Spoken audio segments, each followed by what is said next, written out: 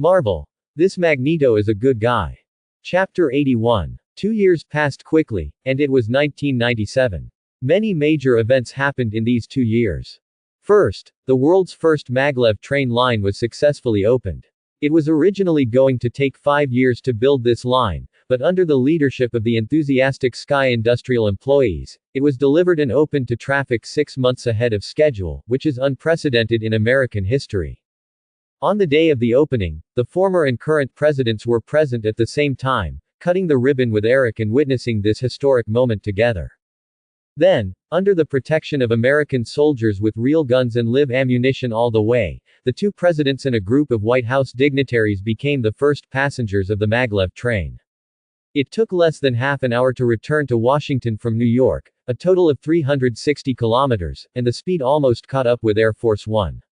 The president couldn't help but sigh that this was a legend in the transportation industry, and this route was therefore named Legendary Road.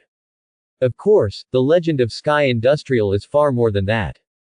Under the leadership of Ivan Vanko, the energy department of Sky Industries successfully cracked the manufacturing process of the arc reactor, which was 10 years earlier than Tony Stark. Originally, Ivan wanted to hold a press conference after building the reactor to humiliate Tony Stark in front of people all over the world, but Eric stopped him. The arc reactor was developed by Anton Vanko and Howard Stark. There is also a prototype of the reactor made by Howard in Stark Industries, which has provided Stark Industries with free electricity for decades. If Sky Industries announced this achievement now, it would not only cause a feud with Stark Industries, but also bring endless troubles to Sky Industries, such as patents, SHIELD, counterintelligence agencies. Good things, just keep them for yourself, no need to show off everywhere. Ivan was of course very unhappy, but Eric directly gave him a design drawing. After he looked at it, he turned around and left without saying a word and went into the laboratory again. Ivan knew very well that the arc reactor could make him a celebrity and avenge his father, but this design could make him a god. With the arc reactor, the single-soldier electromagnetic gun that the military had always urgently needed was finally developed. The entire system weighs only 30 kilograms, is based on room temperature superconducting materials, and is powered by the arc reactor. It is not only powerful, but also does not have the phenomenon of barrel heating. If there is enough ammunition, one soldier can match the firepower of a platoon. As for the arc reactor, the military certainly recognized it, but they chose to turn a blind eye. The theft of technology exists everywhere, so there is no need to be too serious. If you really want to provoke, it is Stark Industries and Sky Industries that are making trouble, not them. Of course, the things are good, but the price makes the military tremble. Just a dozen kilograms of Lancier No. 1 is a considerable amount, plus the more expensive arc reactor, who can afford it? In the end, facing the high price, the military gave up the idea of changing the uniforms of the entire army, and only equipped individual elite troops with electromagnetic guns.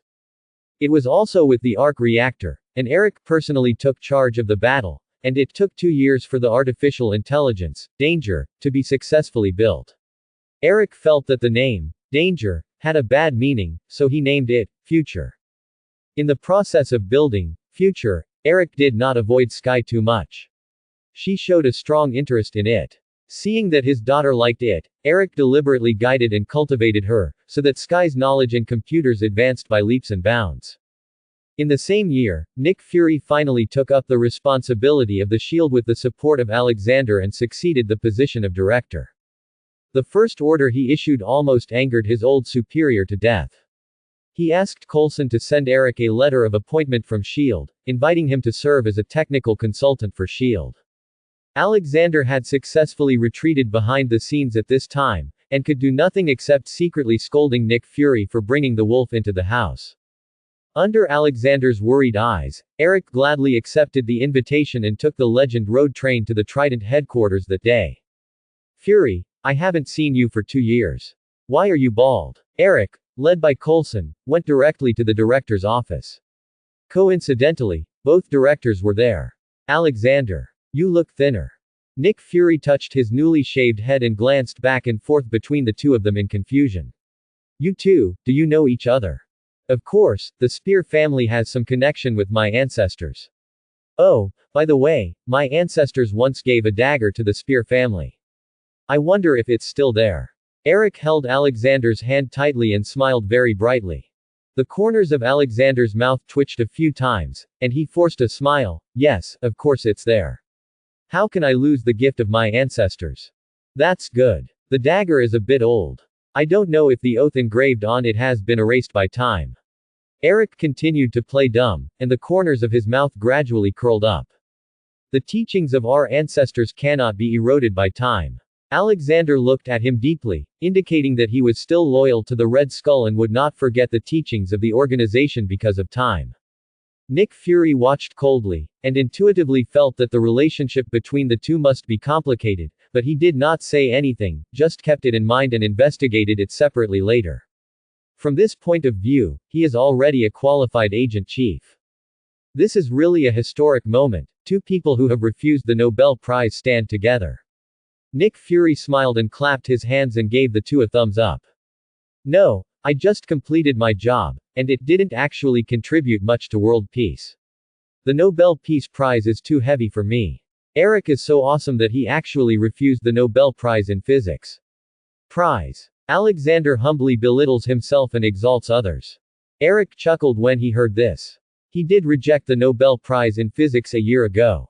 At that time, it was the most critical moment for building artificial intelligence. There was no way to get away from people, and he was not short of fame. As for the bonus, hee. No, normal temperature superconducting materials are actually based on the legacy of our ancestors. How can I dare to monopolize them? Alexander, you are the best. The two started the business promotion mode and chatted awkwardly with each other. Nick Fury was so embarrassed that he had to send Eric away on the pretext of job introduction, leaving Alexander alone in the office and furious. The fully evolved braised egg is very interesting to Eric. A technical consultant position was given to Eric and he was given level 6 authority of S.H.I.E.L.D. You know, Black Widow Natasha has just reached level 6. Eric, what you are going to see next is S.H.I.E.L.D's top secret, and it is one of the reasons why I invited you here. That's it. An aircraft carrier. That's your top secret. Eric showed sarcasm and curled his lips in disappointment at Nick Fury. It seems I shouldn't have come. This is not an ordinary aircraft carrier. Nick Fury was a little dissatisfied with Eric's contempt, and waved his hand proudly. This is a flying aircraft carrier. Eric pretended to listen carefully and waited for his next words, but after waiting for a long time, Nick Fury was just posing there, and suddenly showed an incredible expression. That's it. What do you mean by that? That's a flying aircraft carrier. Nick Fury shouted dissatisfiedly. Fury, have you seen the Kree battleship?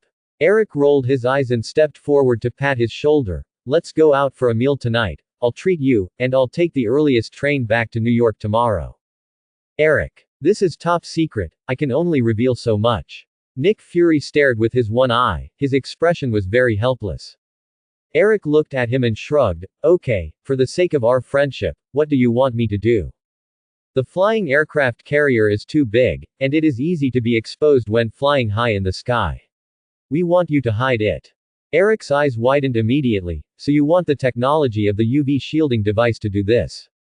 Please, this only needs a simple reflector to get it done. Just find a junior high school student and modify the UV shielding device, right?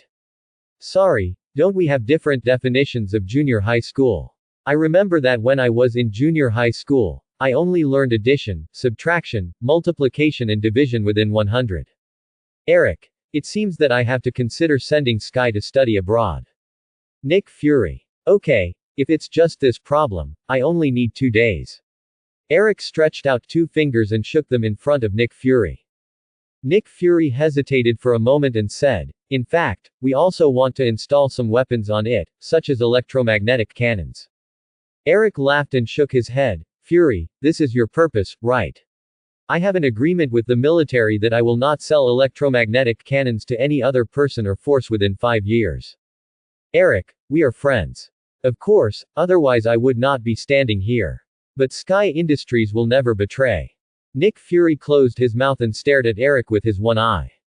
The atmosphere between the two was a little frozen. After a while, he spoke again. Howard Stark is one of the founders of the Strategic Homeland Defense Attack and Logistics Support Agency. He invented the arc reactor. No. Eric interrupted him, the arc reactor was invented by Howard and Anton Vanko together. Please understand this. No room for negotiation. We can pay some price. Nick Fury spread his hands, a little helpless. Eric immediately became interested. Oh. What's the price? That depends on what you need. Eric immediately smiled. Then we have something to talk about. Find me a place to work first. Mr. Eric, this laboratory will be yours for the time being. It is fully equipped. If you need anything, you can call me.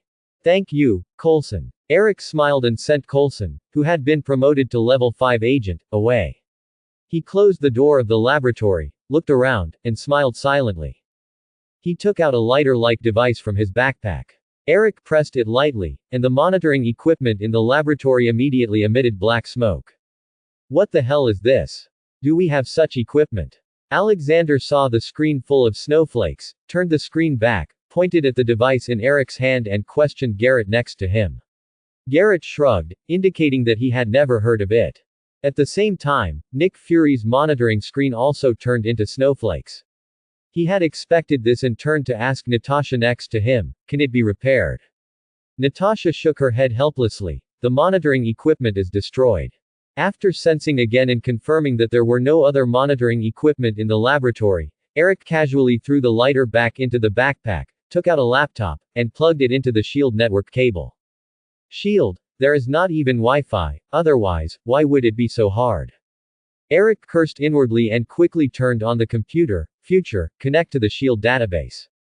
Sir, the database has been connected, but your authority can only view files below level 6. Do you need me to break through the SHIELD firewall? A soft female voice sounded from the notebook. That was the artificial intelligence, Future. No, level 6 is enough. Use the authorization code given by Nick Fury to connect to the SHIELD satellite. Authorizing the use of the SHIELD satellite. This is the condition Eric proposed to Nick Fury, and it is also what he has always wanted to do. In Eric's original plan, entering SHIELD and using SHIELD's satellite should have been completed 2 or 3 years ago, but unexpectedly, things happened one after another, distracting his energy, and Alexander was very wary of him, making it difficult for him to find an opportunity. The use of SHIELD's satellite had to be delayed again and again until the artificial intelligence Future was completed. This is very embarrassing. With the assistance of the Future, Eric does not need SHIELD's authorization at all. He only needs to connect to a SHIELD network cable to control the satellite in a very short time. However, before he could show off his skills in the future, Nick Fury provided him with an authorization code. This feeling was as if he was preparing to grab a treasure and practiced his magic skills hard for it. After 3 years, he perfected his magic skills. Just as he was about to take action, someone suddenly gave him the treasure. I can't exert my strength, it's so frustrating. However, no matter what, the satellite is now in use, time is limited, and the most important thing is to get down to business quickly. The authorization code is correct and the satellite is connected. A thumbnail of the Earth appeared on the screen, with many red dots densely distributed on it. Each red dot represented a SHIELD satellite. SHIELD is rich. Thousands of satellites. No wonder it has such strong intelligence capabilities. Eric looked at the red dots on the screen and clicked his tongue. Sir, someone is monitoring our network. Future reminded aloud, and at the same time opened a window on the screen, revealing Nick Fury's bald head. I hacked into his camera. Only him. Where's Alexander? It's also being monitored, but there's no camera on his computer. How cautious. Generate a virtual satellite and let them see what we are looking for. Okay, sir. Under the control of the Future, SHIELD's idle detection satellites continue to deviate from their orbits and gather in the Arctic region, scanning continuously as if they are looking for something. Of course, this is just an illusion created in the future. In fact, the real satellite has not moved at all. In the future, search the SHIELD database with the keyword, gravity. The densely packed documents were listed, and the first document at the beginning was a scientific paper. The paper assumed that there was a rare element with an extremely high atomic number on the Earth, through which humans would be able to control gravity. Unfortunately, the paper only put forward hypotheses and a basket of data analysis. Where exactly is the gravity hammer, or even whether it exists, even the author himself is not clear. The paper was signed by Franklin Hall and Ian Quinn, two genius scientists from Cambridge University. Eric has read this paper countless times and analyzed the data in it countless times. He knows that gravity hammer is real. In the Emperor Thanos universe, Franklin Hall once merged gravity hammer to become the king of all power who controls gravity. Therefore, gravity hammer will be the most direct way for him to control gravity. But where is gravity hammer? No one knows. It will take at least 15 or 16 years for gravity hammer to be discovered for the first time. In the future, will S.H.I.E.L.D. have information about the location of the gravity gun? Although he knew that there was little hope, Eric still asked a question. After all, the long directory under the paper looked very intimidating. A glowing bar appeared on the directory, and the files moved down one by one. Every time a file was moved, the file name turned gray. It took only a few minutes, so all the information turned gray. I'm sorry, sir, there is no location information of the gravity gun in S.H.I.E.L.D.'s files. All the information is the discussion and research on this paper collected by S.H.I.E.L.D. As expected, Eric curled his lips. In the future, allocate all detection satellites, and be careful not to attract the attention of S.H.I.E.L.D. Okay, sir, it will take 3 minutes and 21 seconds for all satellites to be in place. Looking at the countdown on the screen, Eric took a deep breath to calm his excitement. Gravity and electromagnetic force are both the four fundamental forces of the universe, and they are also the two most well-known forces among the four fundamental forces. Controlling electromagnetic force is his specialty, but Eric has no idea about the other three forces. He thinks his IQ is not low, but his understanding of the other three basic forces is still a little bit worse. Since he can't figure it out, he will find some external forces to help. It's not shameful. Gravity hammer is one of the best helpers. Sir, the satellite has reached the predetermined orbit, you can start. Run the algorithm we wrote, allocate all computing power, and keep a close eye on the changes in global gravity. A gleam of light flashed in Eric's eyes, and he slowly sat cross-legged. Okay, sir. Everything is ready. Eric put his hands on the ground. This is the underground base of S.H.I.E.L.D. It is a little easier to communicate with the geomagnetic field than on the ground. The magnetic force stretches down and connects with the thick geomagnetic field. The pulse of the Earth sounds in Eric's mind, like the beating of a heart, the heartbeat of the Earth. Eric carefully touched the geomagnetic field, and the pulse of the Earth changed slightly, but it immediately returned to calm. At the same time, at the earthquake monitoring center of a certain European country, the data on the monitoring screen suddenly jumped violently, and the staff hurriedly called up the data. An earthquake occurred in the small town of Folegandros, Greece, with a depth of 10 kilometers and a magnitude of 3.5 on the Richter scale.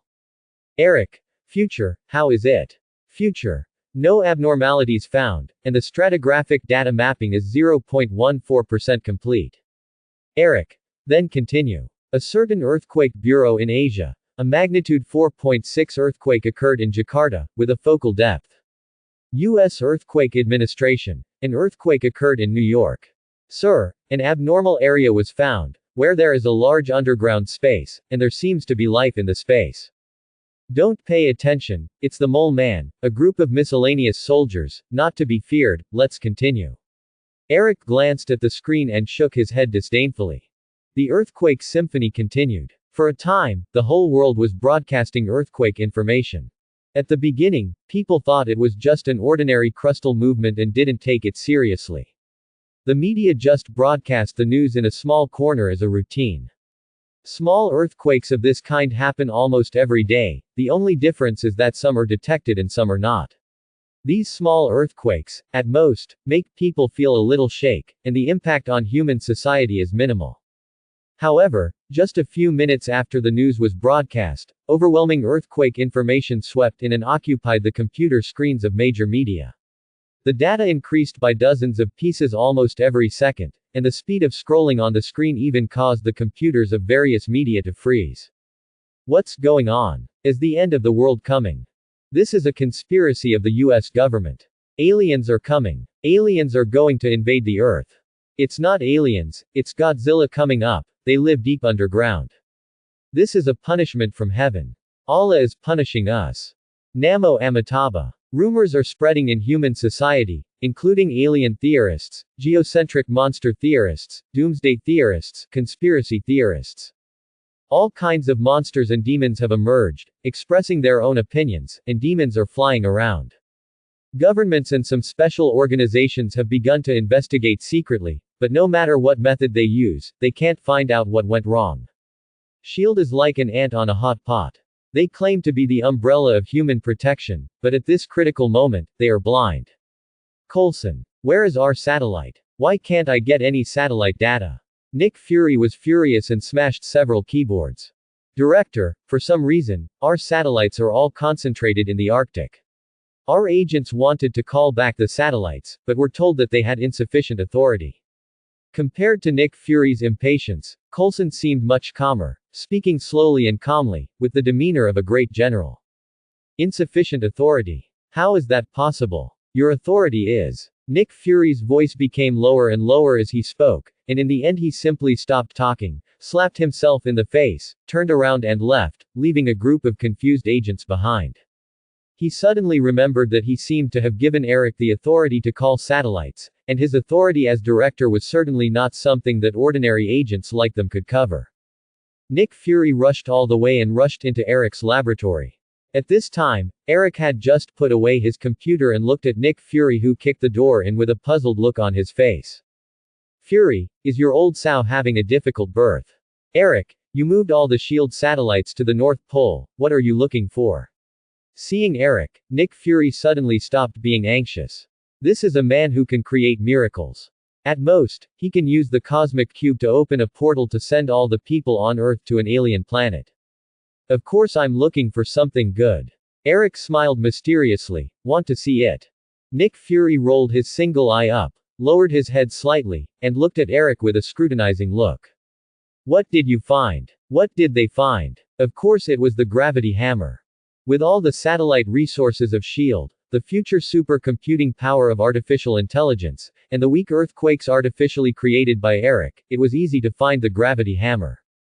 But, could such a precious thing be told to Nick Fury, a miser who was as black as the inside out? Of course not. Eric clicked a few times on the computer, opened the photos that had been prepared long ago, and smiled slightly. Fury, I found the Legend of America. Nick Fury saw the strange frozen plane in the photo, and couldn't help but widen his one eye. Red Skull's plane. Captain America. That's right, and I can tell you very confidently that he is still alive. That's not possible, he has been frozen for more than 60 years. Nick Fury was full of disbelief. But he was injected with the super soldier potion. The potion made his physique surpass that of humans. Nick Fury took a deep breath. Are you telling the truth? Of course it's true. We should really tell Coulson that his idol has been found. He will be very happy. Almost everyone in SHIELD knows that Coulson collects Captain America cards, and Eric certainly knows it too. I think it's better not to tell him. Nick Fury's eyes flickered a few times and he said in a low voice. Eric was stunned, then shook his head helplessly. This guy only knows how to hide things, even his most trusted subordinates have to keep a hand. Eric, can you take our legend home? What did you say? Fury. Are you confused? Eric laughed. I'm Jewish. My nationality is Polish. That's your legend, not mine. Nick Fury's face turned pale immediately. Huh. Why did it turn pale? Eric got closer to observe. Oh, it was even darker, so black that it was reflective, and it looked like it was white. You really won't help. With the cosmic cube, you just need to snap your fingers and go. Fury. Using any power has a price, the only difference is that some are big, some are small, some you can see, and some you can't. Eric shook his head and spread his hands, indicating that he could not help. Nick Fury was puzzled. Since you don't want to save him, why did you find him? Sky is going to visit the Captain America Memorial Museum next weekend. I think it's boring to see wax figures. It's more interesting to see real people. So, you tried every means to get the satellite usage rights of SHIELD and mobilize thousands of satellites just to have fun for your daughter. What do you think my SHIELD is? A department store.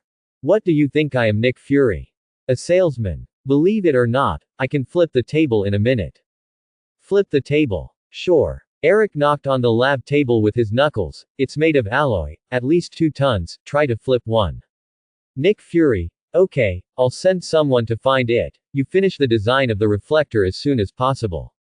Watching Nick Fury leave, Eric smiled slightly, connected to the SHIELD database again, and searched for obelisk.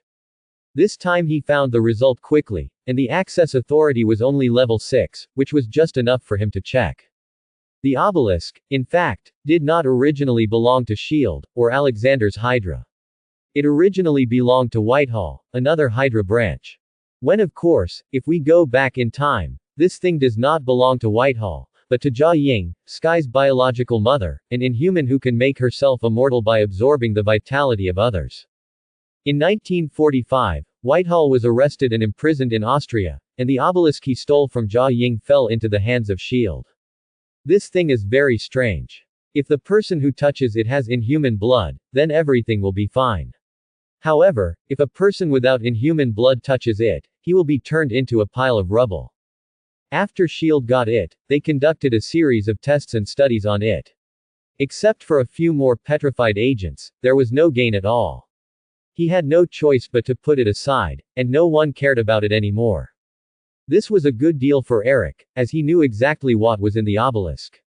Terrigen crystal. Something that could awaken Sky's bloodline. Whether for Sky or for himself, he had to get it.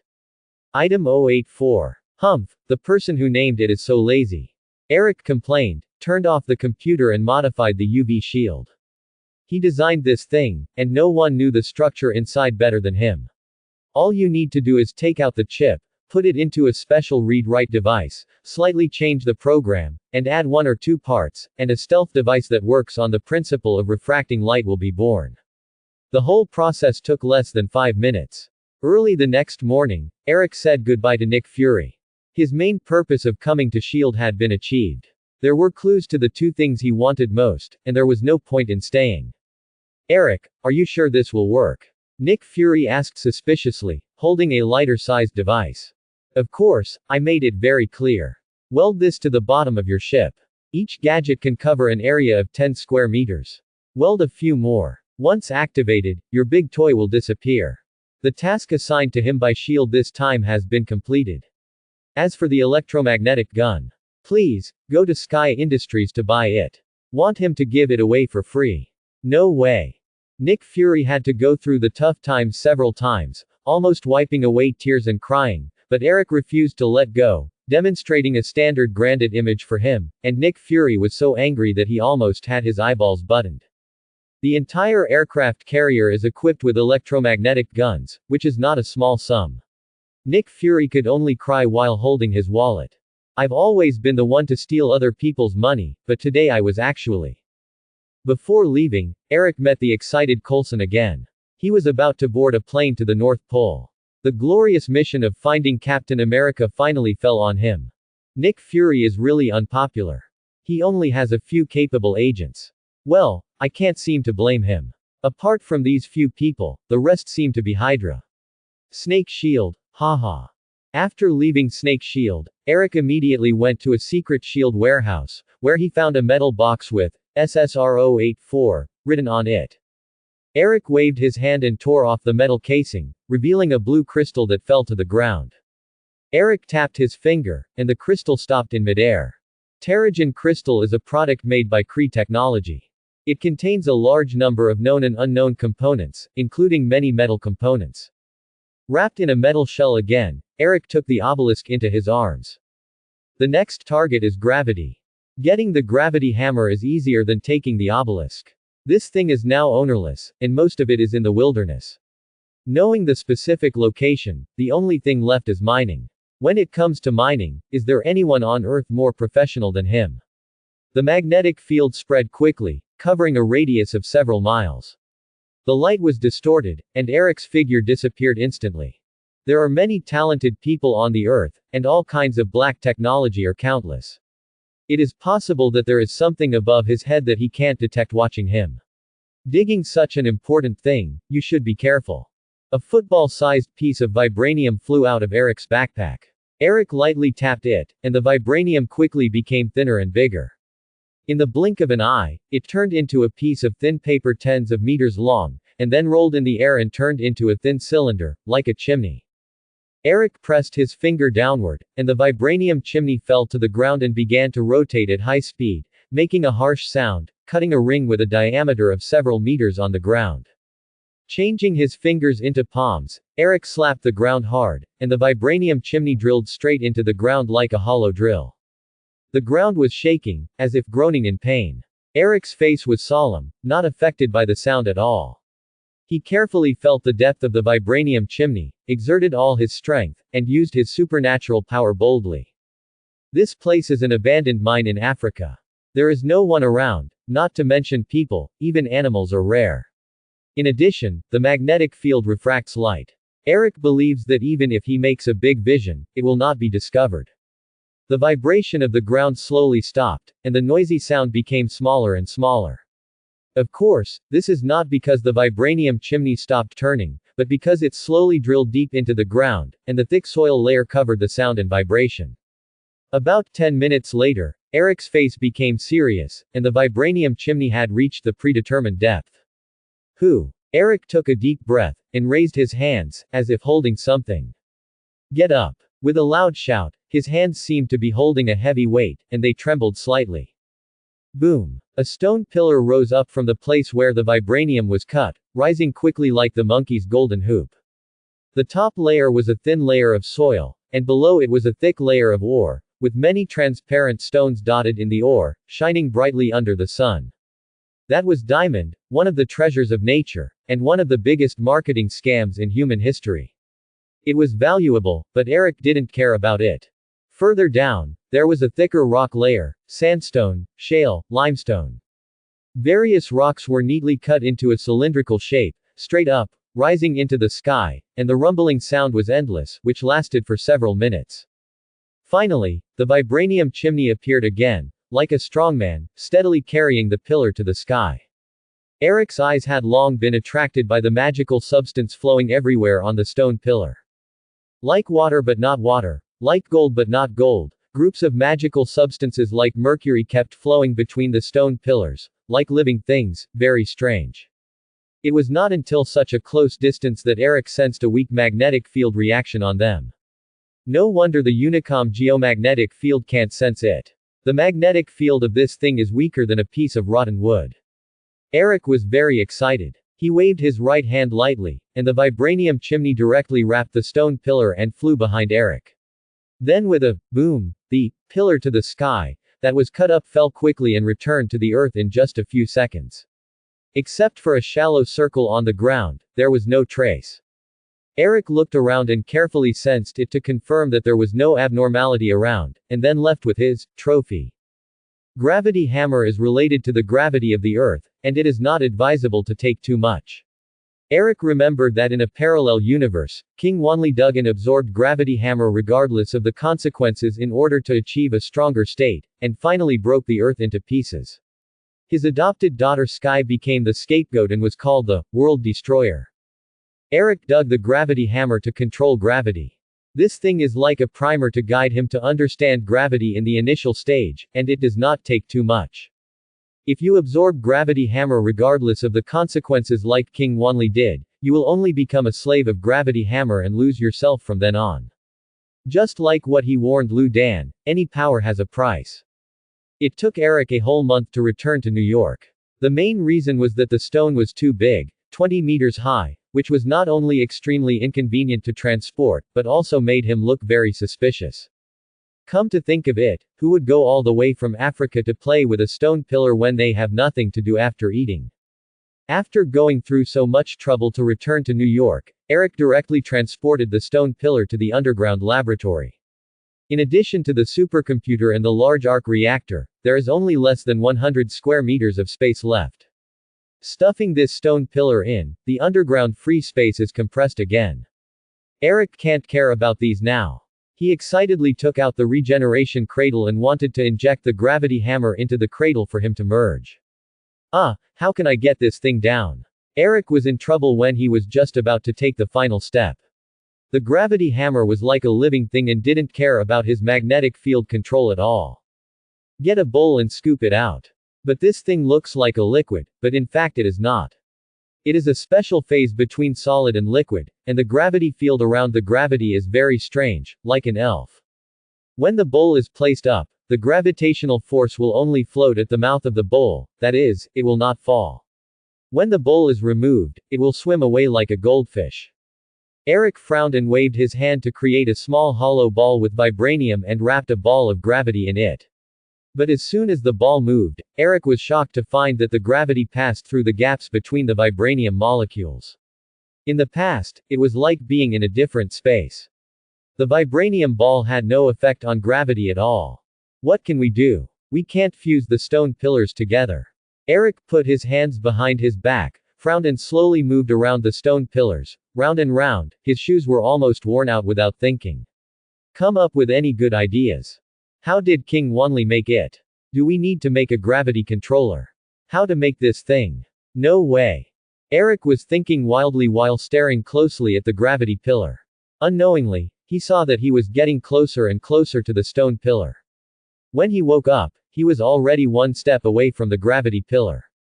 By some strange mistake, Eric suddenly stretched out his hand and tapped lightly on the gravity screen. The gravitational force suddenly seemed to be alive, all rushing toward Eric's fingertips. After a while, there was no more gravitational force on the stone pillar, and the gravel was scattered on the ground. Well, it's that simple. Then why should I carry the stone back? Eric was dumbfounded. As soon as he finished complaining, Eric felt something was wrong. Gravity was inside his body, and he was rampaging like a giant snake, expanding its territory. It did not attack Eric's body, but was like a domineering general, forcibly driving away the magnetic field power in his body. Compared with the magnetic field power, it was as weak as a child, but it was still extremely overbearing. When it met him, it turned out that forcing the magnetic field power to retreat steadily. Perhaps it was the sudden blow that blinded the magnetic field power. For a moment, the power did not respond. It was not until a few seconds later that the magnetic field power began to counterattack violently, forcing gravity to retreat steadily. In just one breath, it was destroyed. Forced back to the fingertips.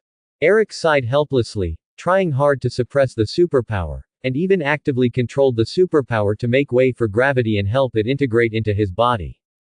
After many efforts, gravitium finally occupied a place in Eric's body and settled in one of his arms. Above it, there was a powerful magnetic field called the Tiger Dragon Plate, blocking its way forward.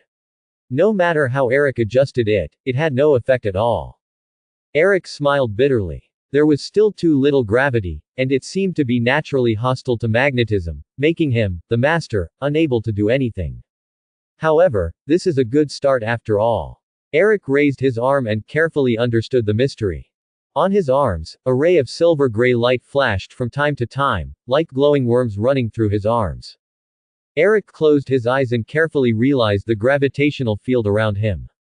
Very clearly. In the past, sensing the gravitational field through a magnetic field was like a last resort. I could vaguely see glimmers of light, but I couldn't see it clearly. But what was different now was that the gravitational field seemed to have stripped away all the hidden things, and he stood naked in front of him, with endless secrets open to him. It's a pity that there is too little gravity. If there is more, maybe I can control gravity directly. I don't need to waste time to understand. With just a little more, I can unify gravity and electromagnetism. Then I will understand the strong and the weak and realize the great unification. By then, I will be able to at least reach the quasi-heavenly father level. It is enough to challenge Thanos without any artifact. Among the locations for future analysis, the largest part of the gravity force is underground in Washington. Maybe I should dig out what's here and then dig out other places. The silver-gray light on Eric's arm became brighter and brighter, and his eyes became more and more crazy. Without using electromagnetic force, his body floated strangely, and more crazy thoughts appeared in his mind. No. This is wrong. Eric woke up suddenly, arcs of electricity burst out on his head, and the magnetic field energy was released wildly, creating bright lightning bolts all around.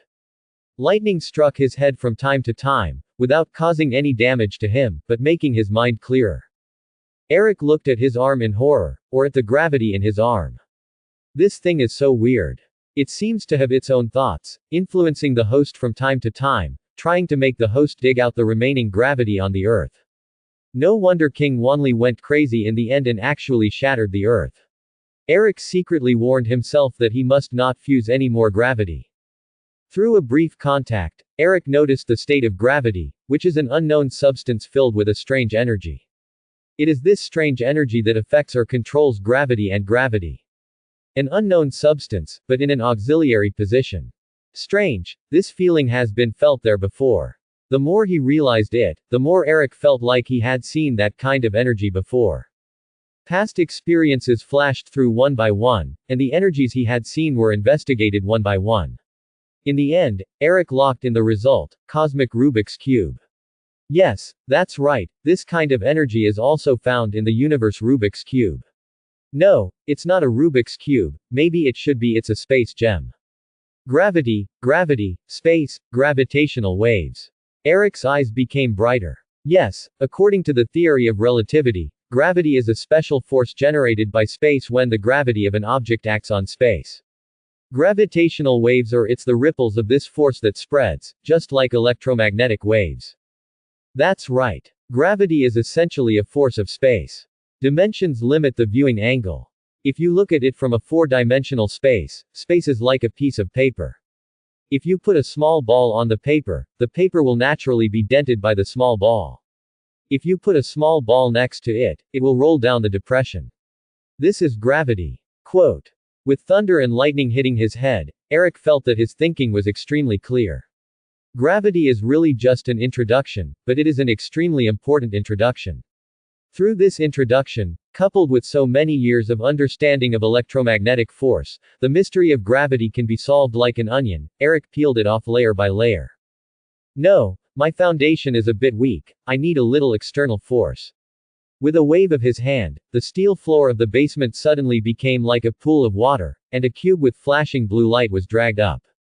The cosmic cube, which has been hidden in the several meter thick metal floor of the basement since Eric obtained it, has finally been revealed. The Rubik's Cube is a shell wrapped around the space gem. Why are there two different energies? After mastering a hint of the mystery of gravity, looking at the universe Rubik's Cube again, we can finally get a glimpse of its secrets. Perhaps, the shell is like a conversion device, a filter, converting pure space energy into lower-level energy. It is also because of this downgrade transformation that Dr. Zola, Howard Stark, Anton Vanke and other ordinary people can study it. I don't need this downgraded energy. I need the most primitive space energy. How about crushing it? After a moment of hesitation, Eric gave up this plan. It was very simple to crush the cosmic cube. With his current ability, he could break it with an electromagnetic cannon, but it would be a waste. The downgraded space energy converted by the cosmic cube can provide a lot of materials and help for current scientific research. The energy weapons of Hydra, the arc reactor, and the new elements envisioned by Howard, etc., all come from downgraded space energy. The energy is downgraded, and the threshold for research is also lowered. If the space energy is studied directly, I am afraid that these achievements may not be born. Since there is no plan to destroy it, then another way must be found. The space gem is wrapped in a shell, but it does not affect the user's use, which means that the shell cannot prevent all the space energy from dissipating. Eric activated the cosmic cube again, carefully felt the difference, and tried several times, and finally let him find the trick. The electromagnetic field and the gravitational field are superimposed to form a vortex-like force field, which passes through the cosmic cube and absorbs the purest space energy on the space gem. At this time, should a villain come out to help me adapt to my new abilities? Eric lazily lay on the sofa, his eyes slightly closed, his fingers not wanting to move at all. A can of Coke floated in front of him, pouring a sip into his mouth from time to time. After absorbing enough space energy from the space gem, Eric finally got what he wanted and initially controlled gravity, or space power. Now, his control ability is no longer limited to metal and magnetic materials, but has been extended to a wider level. Any heavy material will generate gravity, and as long as there is gravity, he can control it. From this theoretical point of view, he can already control any material. Of course, this control is still very elementary. After all, he has just gained the ability to control gravity not long ago. Compared with the magnetic field ability, the ability to control gravity is just a little brother. He still needs more time to comprehend and study. The improvement of control is not the thing that makes him happiest. This growth of ability is completely within his expectations. What makes him happiest is that he finally figured out some of the origins of gravity, or the power of space. Gravity is a special force generated by space when the gravity of an object acts on space. In essence, it is the power of space. The special energy of the gravity gun is the trigger, the space energy of the space gem is the cornerstone, and with the magnetic field ability as a catalyst, the power of space was developed unexpectedly by Eric. After mastering the power of space, Eric has mastered some special skills that people dream of. For example, space teleportation. No longer relying on the space gem, the energy of the self generates a gravitational field, acts on the space, and then uses the magnetic field ability to forcibly penetrate, open a narrow gap, and a space channel is formed. This space channel is extremely unstable. After Eric tried hundreds of times, he gradually mastered the trick. He first experimented with some common daily necessities, such as wine bottles, cola, lighters, and then pots and pans. After destroying the entire kitchen and confirming the safety of the teleportation, he began to destroy various small animals, from spiders and mice at the beginning, to cats and dogs later, until he jumped in himself. The experience of teleportation was extremely bad, just like locking him in a drum washing machine and then tying the washing machine to a magnetic levitation roller coaster and running it around. After the first time, he would never want to teleport again. Space teleportation needs to be improved. But he has fully developed another skill, that is the pocket dimension.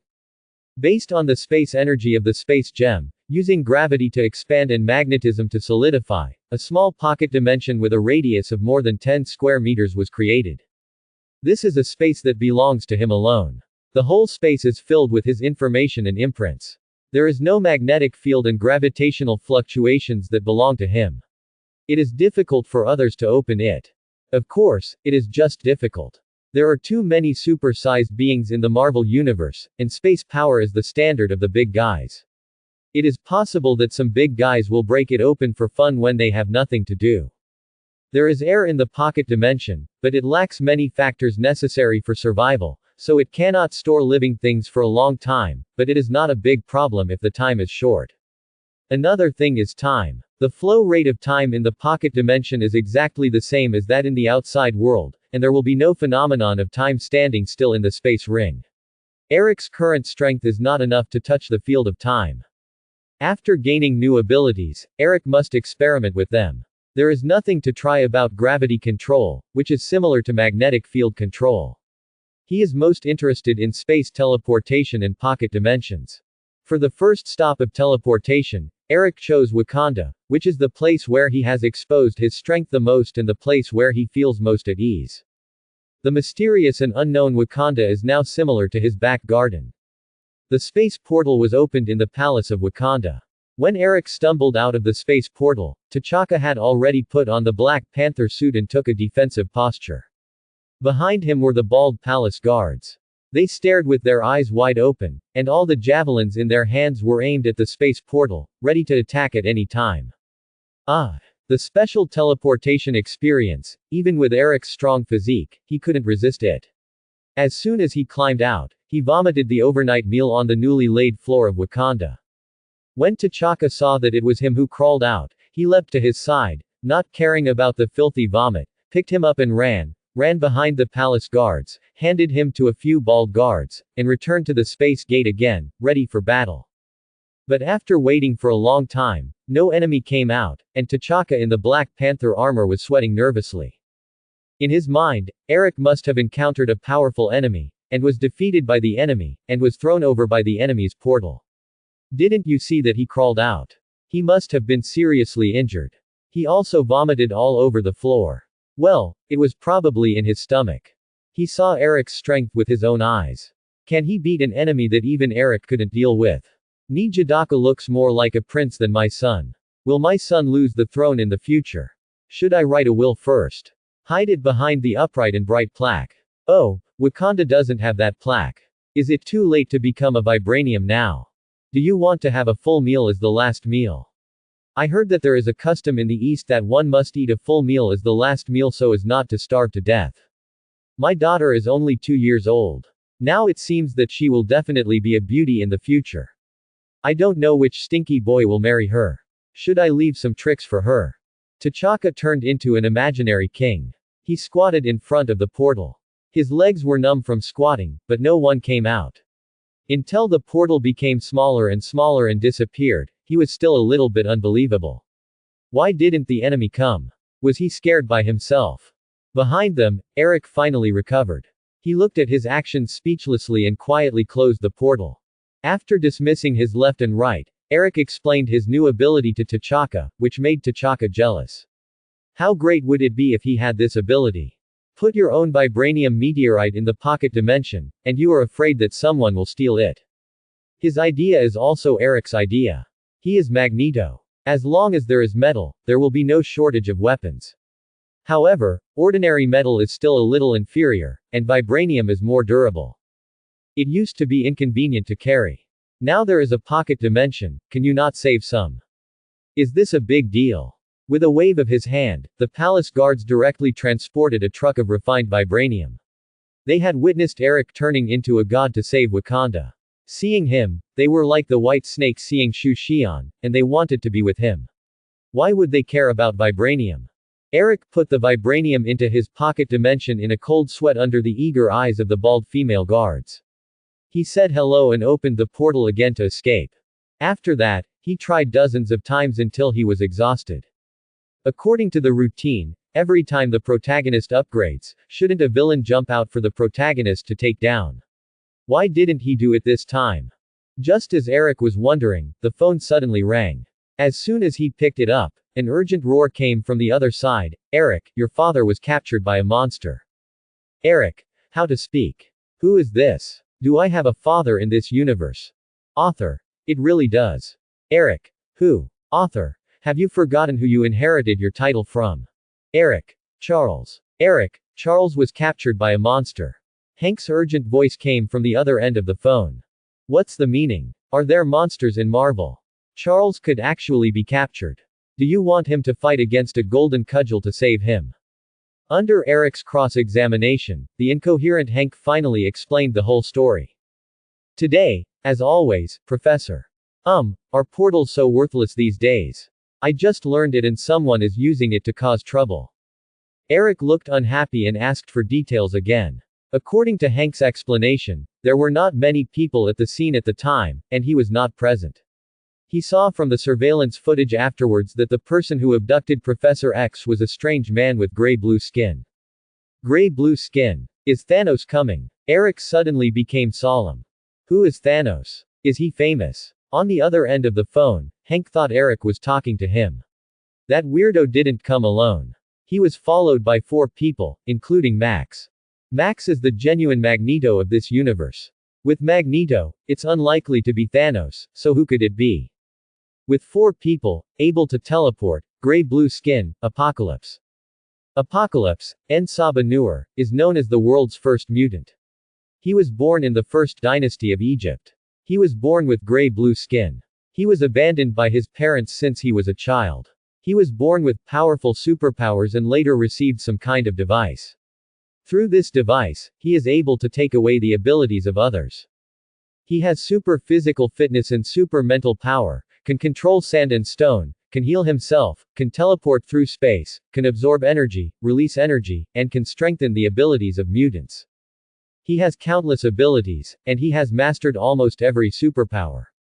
He is an extremely powerful mutant. When Emperor Thanos was in the universe, Magneto was once recruited by him as one of the 4 horsemen, and his abilities were also enhanced by him. At that time, Apocalypse wanted to seize Professor, grinding Tianchi to death. I'm afraid he would have died in that universe. Unexpectedly, after traveling to this universe, I actually ran into him again. Where is Chin? This was Eric's first reaction. To deal with Apocalypse, Chin's phoenix power was more reliable. Jean Grey. Why are you looking for her? The professor only recruited her into the academy 2 years ago, and she is only 15 years old now. Hank's words gave Eric the urge to hit a wall. This is the difference in the parallel universe.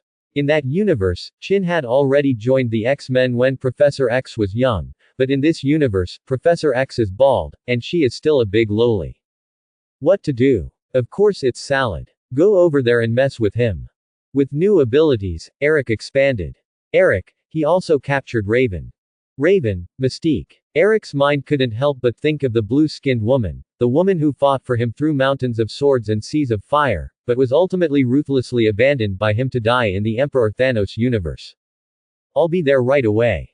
In order to cope with the coming battle, Eric once again extracted a lot of space energy from the space gem to replenish his experimental consumption, and then flew to Xavier Academy for Geniuses. He did not dare to play a roller coaster at this critical moment. He stored the cosmic Rubik's Cube in the pocket dimension, so that it was convenient to replenish energy without having to worry about being stolen by some black-hearted stewed egg. Instead, the space energy scattered by the Rubik's Cube could continue to expand the space in the pocket dimension, achieving multiple benefits with one stone. By the time he arrived at Xavier Academy for the Gifted, Hank and a group of students had already put on battle uniforms and were preparing to rescue Professor X. Eric saw the big Lolita Jean Grey and the handsome boy Cyclops Scott Summers wearing quartz glasses in the crowd. Seeing Cyclops, Eric couldn't help but take a second look. This guy's ability is to emit energy beams from his eyes. However, his ability is not to directly generate energy, but his eyes can connect to a special object full of violent energy. Space, his eyes are just an energy output port, so if the energy is output for a long time, his eyes will not be able to bear it. This is a powerful Omega-level mutant. Moreover, this guy is not strong alone, but as a family. His father is a pirate captain in the universe, his second brother Shockwave can connect to that special energy space just like him. An Omega-level mutant, the third brother, Vulcan, the god of fire, a mutant beyond the Omega level, destroyed the royal family of Shia, the three major empires in the universe, in the future, and became the emperor himself. Moreover, he also gave birth to a powerful son, Cable, who fell in love with and killed the little fool, the same Omega-level mutant. Eric, let's go quickly. Seeing Eric flying towards him, Hank couldn't wait to fly the plane. Hank, don't worry yet. Do you want to take a group of children to rescue Charles? Well, they wanted to go, I couldn't stop them. Hank's voice became smaller and smaller, and his eyes were a little evasive. In fact, he also had a strong prestige among the students. If he really wanted to stop them, how could he not stop them? He just felt that with more people, the chances of rescuing Professor X would be greater.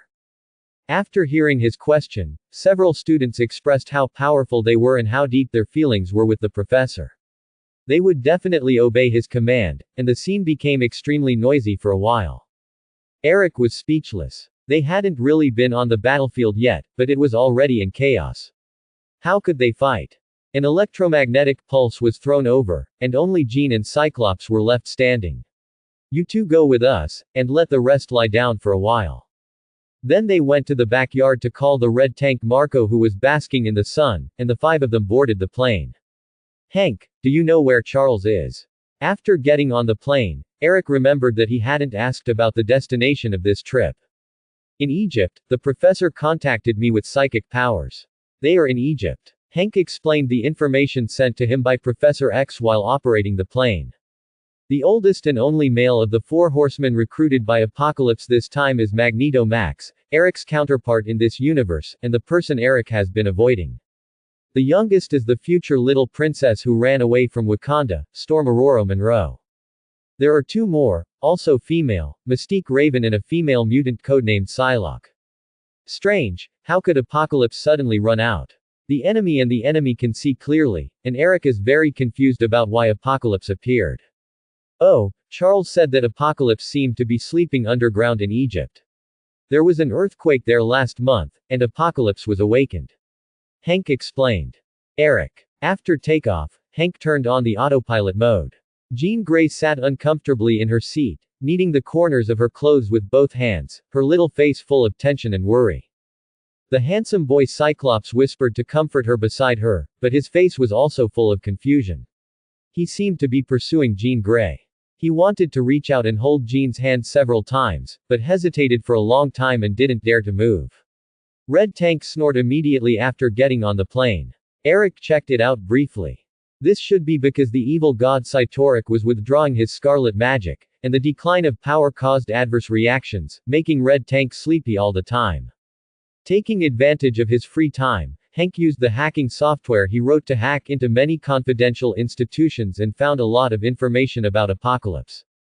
Apocalypse was born in the first dynasty of Egypt. He should be about 5,000 years old now. He has always existed in human history and provoked wars everywhere. But just after the first sentence, Eric's face changed. The history of this apocalypse is not quite the same as what he knows. Grabbing Hank's computer, connecting to the artificial intelligence future through satellite, and letting her search the entire network. Antivirus software and firewalls are no different from paper in front of her. In less than a minute, all the places in the world that are connected to the internet have been visited. Massive amounts of data were browsed, searched, screened, and then summarized and sent to Eric. Eric, what was that just now? Hank was behind him, his eyes were straight. He was a technical geek with a very high IQ. He knew very well what had just happened, but he just couldn't believe it. You're not mistaken. Eric didn't look back, concentrating on browsing the information of Apocalypse. Just know it, don't tell anyone. Okay, I promise. Hank swallowed hard, his eyes full of fanaticism. Eric, can you let me see? Eric turned his head and looked at him with a smile. What do you think? Okay, I know. Hank's eyes dimmed. He knew that it was impossible. Artificial intelligence is the only one in the world. How could he let him see it casually? Eric shook his head and continued to check the information. This is not a big deal, it was really beyond his expectation. In the Emperor Thanos universe, Apocalypse was in ancient Egypt, and the transformation ceremony was disrupted by the rebels. He was suppressed for 5,000 years. It was not until he was accidentally excavated in modern times that he was awakened after the transformation ceremony was completed. It was also during that transformation ceremony that he gained the ability to heal himself. But this Apocalypse is different. He is an abandoned baby, adopted by a group of wanderers in the desert, educated in the theory of survival of the fittest, and grew up in cruel battles. After he grew up, he was worshipped as a god because of his powerful power. He was not forced to fall into a deep sleep. In the following thousands of years, Apocalypse has been wandering the world, launching wars to test which countries and nations are fittest. Because of the periodicity of mutant awakening, he chooses to sleep every once in a while. When the number of mutant awakenings reaches a peak, he wakes up to stir up trouble. When the number of mutants drops to a certain limit, he will fall into a deep sleep again, waiting for the opportunity. The last time humans recorded him was more than 100 years ago, in the mid-19th century, during the Victorian era in Britain. At that time, Darwin had just proposed the theory of species evolution. Apocalypse thought his views were in line with his own ideas and wanted to promote Darwin as one of the four horsemen, but was ruthlessly rejected. At this time, another British scientist published a more radical theory of evolution. He believed that a large number of mutants would appear on Earth in the near future, but was unanimously refuted by the academic community. Apocalypse thought his views were more in line with his taste, so he contacted him and modified his genetic genes, giving him the ability to live longer. This British scientist, named Nathaniel S., called himself Mr. Sinister after being transformed by Apocalypse. These contents came from a wanted poster issued in the 19th century. Mr. Sinister used living people for human experiments and was wanted by the British government. In this wanted poster, Apocalypse appeared. Mr. Sinister. Eric frowned and thought. He remembered that he first came into contact with Professor X in this world when he was controlling the solar storm. Professor X once suspected his clone of Magneto, claiming that he found someone secretly studying the life trajectory of mutants in order to replicate mutants. Now it seems that this person is most likely Mr. Sinister. This person is not very famous, but he is an indispensable figure in history. His most famous achievement is to clone Madeline Pryor, a clone of Jean Grey. And the famous Cable is the son of Madeline Pryor and Cyclops. Cable, one of the two most famous time travelers in the Marvel Universe, is a person that Eric attaches great importance to. Therefore, Mr. Sinister cannot be touched for the time being, at least before Cable is born. It's too far, too far. Let's think about how to deal with Apocalypse first. Eric patted his cheek and brought his attention back to Apocalypse. First of all, according to the data, Apocalypse should have fallen into a deep sleep after transforming Mr. Sinister in the Victorian era, waiting for the glorious period of the emergence of a large number of mutants, as Mr. Sinister said, until he was awakened by the earthquake he created when he was looking for the gravitonium. Secondly, Apocalypse's purpose in capturing Professor X is probably different from that of another Apocalypse, and it is not for the grand goal of ruling the world. Look, it's been almost 10 hours since he captured Professor X. He has neither controlled the world's military to launch nuclear bombs into space nor used Professor X's ability to give an impassioned, piss-inducing speech to all mankind. Think about it, the two Apocalypses, although both claim to be gods, are very different. The Apocalypse of the Emperor Thanos universe lived in the ignorant ancient Egyptian period and was praised as a god by the Egyptians at that time. He also naturally believed that he was a god and that the world should be ruled by him. When he woke up in modern society, his thoughts still remained in the ancient Egyptian period. He righteously ordered humans to wait for his judgment. It was an honor for humans to accept his rule. This is a patient with severe Chunabyu. But the Apocalypse of this universe is different. For thousands of years, he has been walking in the world, constantly accepting the thoughts of various times, stirring up trouble in the world, and observing humans from the perspective of God, but he knows how to endure. Whenever the strength of mutants weakens, he chooses to fall into a deep sleep and wait for the next opportunity to come. Just based on this point, he is countless times stronger than the other Apocalypse. So, why did Apocalypse take Charles away? Eric couldn't help muttering to himself. To find you, of course. Hank suddenly laughed strangely, his eyes quickly turned gray, tilted his head, and looked at Eric in a weird posture. Hank, what's wrong with you? Cyclops exclaimed, and put his hand on his quartz glasses, ready to fight at any time. Jean Grey also temporarily put aside her fear and anxiety, and mustered up the courage to use her half-baked psychic power on Hank. Jin Tank was sleeping soundly. Hank turned his head slightly and looked at Jean Grey with his empty eyes. The latter immediately vomited blood and fell to the ground. He is so strong. Stronger than the professor. Apocalypse. He controlled Hank. Except for Jin Tank, who was still sleeping, everyone thought of this. Eric waved his hand to lay down hundreds of layers of magnetic shields, and laid down several layers of gravitational barriers at close range. The vibranium in the pocket dimension was ready to turn into a cannonball at any time. Don't be so nervous, I just can't wait. Come to see my new body in advance. Hank's mouth was grinning with a big arc, as if he was smiling, but it was extremely stiff. It turns out that the Great Apocalypse is interested in my body. It's really my honor. Eric showed sarcasm on his face, but he was extremely alert in his heart. I never thought that my compatriots would have such powerful power. Not only to control solar storms, but also to trigger earthquakes across the entire Earth. Hank, or Apocalypse, looked at Eric with admiration, as if he was looking at a work of art. Haha, there are many things you can't think of. Eric sneered and prepared to take action. Don't rush to do it. I just borrow his body temporarily and leave in a while. Apocalypse smiled stiffly again. My compatriots, I don't understand why you, who are as powerful as you, choose to hide your identity. As he said, Apocalypse lightly, and a strange energy ignored the layers of defense and went straight to Eric. Eric's face changed. Just by listening to his words, he knew that Apocalypse must have seen his identity as a mutant, and this energy would most likely expose the X gene that he had hidden with great difficulty. After trying to dodge a few times, he found that the energy was always locking on him. Eric no longer hid his weakness and pointed at the front of the energy. A narrow space door opened and sent the energy to an unknown place.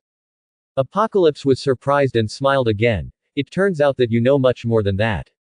I look forward to meeting you formally. After that, Hank fell to the ground. Cyclops stepped forward to help him. After a while, Hank opened his eyes blankly. What's wrong? What happened? Eric was silent. This Apocalypse was much more powerful than he imagined. The joy of gaining space ability had long been thrown to Java. Hank learned what happened from Cyclops' explanation and was afraid of being controlled. Eric, what should I do? How is Jean? Can she still fight? Eric did not answer Hank's question. In fact, he also felt it was a bit tricky. Jean struggled to stand up, and shook her head stubbornly to show that she was fine. Eric nodded and said nothing. Jean was indeed fine. She was just shocked by Apocalypse's powerful mental power. With the power of the Phoenix as a backup, she would recover soon. Hank, how long will it take us to get there? Half an hour. Okay, I'll make some arrangements. Eric looked around and saw that the three of them were looking at him. As long as Red Tank was still sleeping there, he rolled his eyes and kicked him hard on the thigh. This kick was almost like tickling Red Tank, but it made Eric's legs and feet numb. However, Red Tank was awake after all. He rubbed his eyes sleepily and looked around blankly. Is dinner ready? This foodie. Eric slapped his forehead. Marco, there's a fight, get up.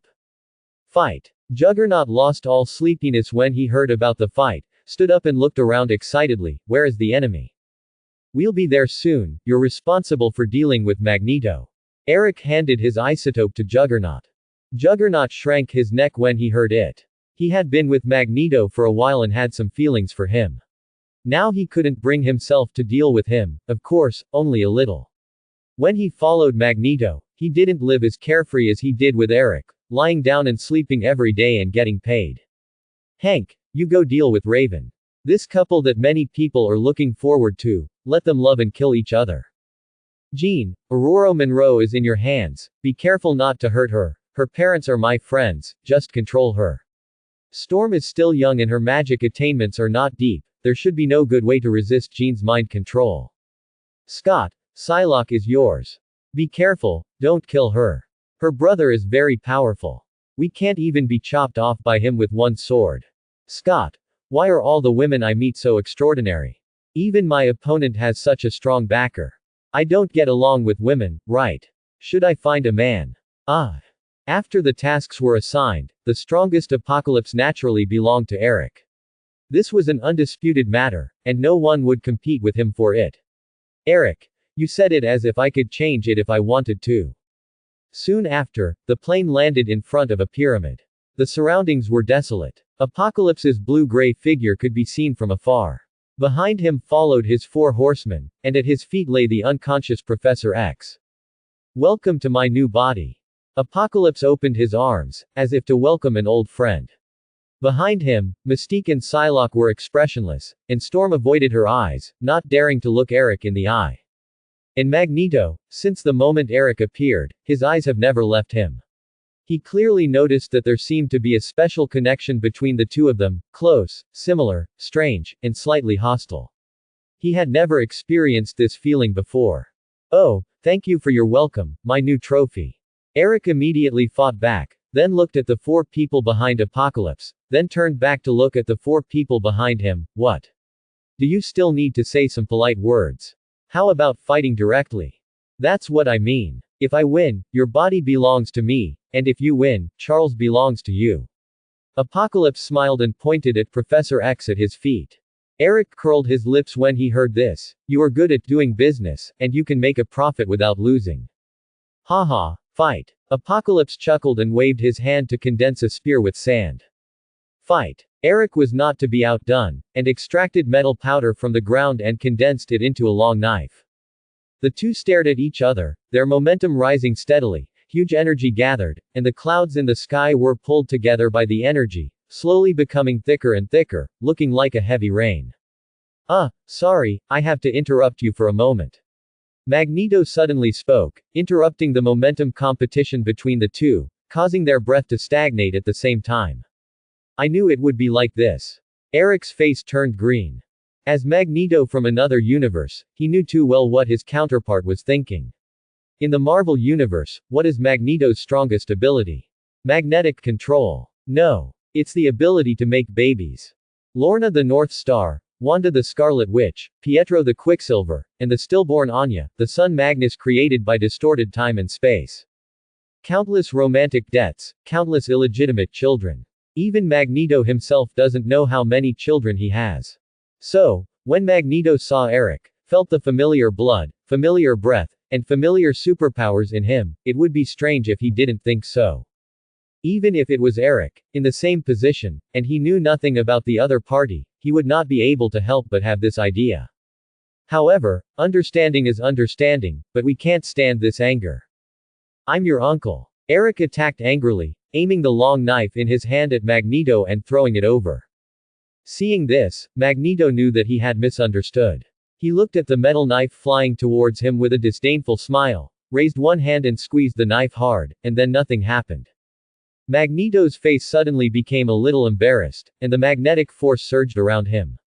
All the superpowers in his body were mobilized, and he used it again against the long knife, but it was still useless. Seeing that the long knife was about to pierce his heart, Magneto's face finally changed. He seemed to see the scene of himself being stabbed to death by an iron knife. Magneto died under the iron knife. What an ironic ending. The long knife was still 1 foot away from hitting, and Apocalypse moved his fingers slightly, and a ball of sand solidified in front of Magneto, blocking the long knife. Eric didn't use all his strength. Seeing him attack, he dispersed his superpowers, and the long knife turned into a handful of metal powder again and fell to the ground. Soldiers against soldiers, generals against generals.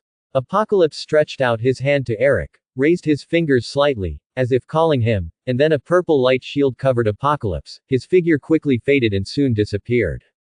Eric felt the force of space where Apocalypse disappeared. There was a message that Apocalypse left for him. He raised his hand and a space door was opened. Eric hesitated for a moment, gritted his teeth, and jumped in with the magnetic shield. The bosses of both sides left, and the remaining 8 people looked at each other, and they all seemed to have some intention of stopping the war. Only Red Tank, this silly kid with a missing string in his brain, always remembered Eric's words. He was responsible for dealing with Magneto. Red Tank had taken Eric's high salary for several years in vain, and he had never contributed once. In his simple heart, Red Tank felt that he owed Eric all the time. This time he finally had the opportunity to contribute, so of course he had to perform well. He roared, and his feet began to run wildly, like a mad bull, crashing into Magneto's camp. Get out of the way. As Red Tank's former boss, Magneto knew Red Tank very well, and knew that nothing could stop him. He reached out and grabbed Mystique and flew up. Psylocke moved easily and jumped away easily. Little Storm was the slowest. Red Tank almost hit her before he panicked and controlled a gust of wind to blow himself up. Hank and the other 2 looked at each other and shook their heads helplessly. The main generals have all gone up, so let's fight. On the other side, Eric came out of the space gate, trying to be calm, secretly calming down the discomfort of teleportation, while the magnetic field induction spread, and his eyes looked around vigilantly. Sahara Desert, the place of origin. Not far away, Apocalypse faced the sun with his arms open, as if embracing the sun. I was abandoned here and adopted here. This is my home and my origin. Eric didn't have time to think about the meaning of his words. He stared at him with his eyes and grabbed the ground with both hands. The tiny metal particles mixed in the sand were extracted and turned into iron balls, circling up along his arms and flying over his head. Seeing that Eric ignored him, Tianchi glanced at him, shook his head, and pointed his finger. Suddenly, several clumps of sand rose from the ground and quickly condensed into stone spikes 1 foot long, shooting towards Eric. In retaliation, Eric raised his palm lightly, and the iron ball that had just condensed, with flashes of lightning, accurately smashed the stone spikes, and then shot towards Tianchi without a trace. Tianchi waved his hand, and a huge black stone tablet rose from the ground. The electromagnetic cannon shot at the stone tablet, only stirring up a wisp of smoke and dust, without even leaving a white mark. Monument of Life and Time. Eric looked at the inscription on the stone tablet, his pupils shrank sharply, but he regained clarity in an instant. No, no.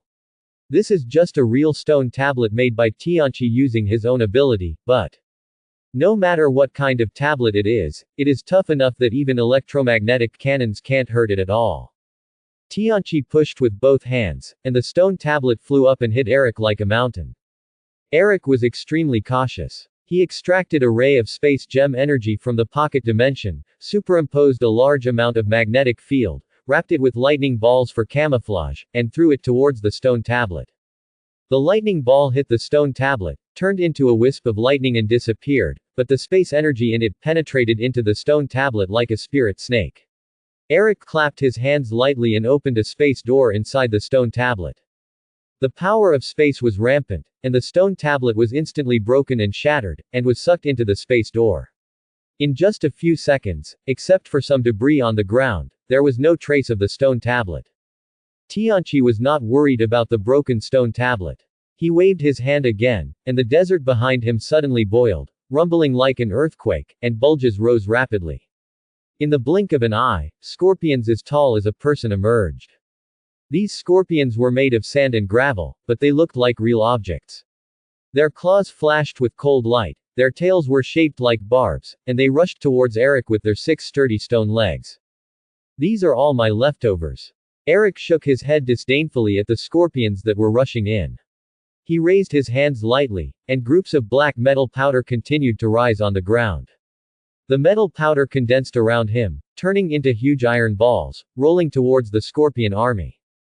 Crushing all the way. No scorpion could withstand the crushing of the iron balls, and all were flattened. The iron balls continued to crush towards Apocalypse. This certainly couldn't hurt Apocalypse.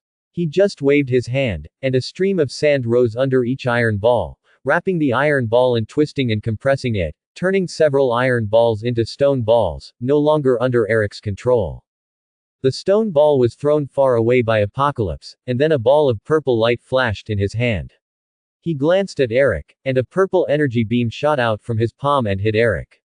Eric waved his hand to open a space door in front of him, but the other side of the space door opened behind Apocalypse. The energy came at the speed of light, entered from the space door, and came out from another one, hitting Apocalypse's back accurately. Unfortunately, this attack did not cause any damage to Apocalypse. He waved his hand to gently flick off the dust on the corner of his clothes and grinned at Eric. Show some powerful moves. Apocalypse waved at Eric again, signaling Eric to continue. But Eric was not a fool. He saw that Apocalypse was testing him. Inspection. Ah. You really think of him as your treasure.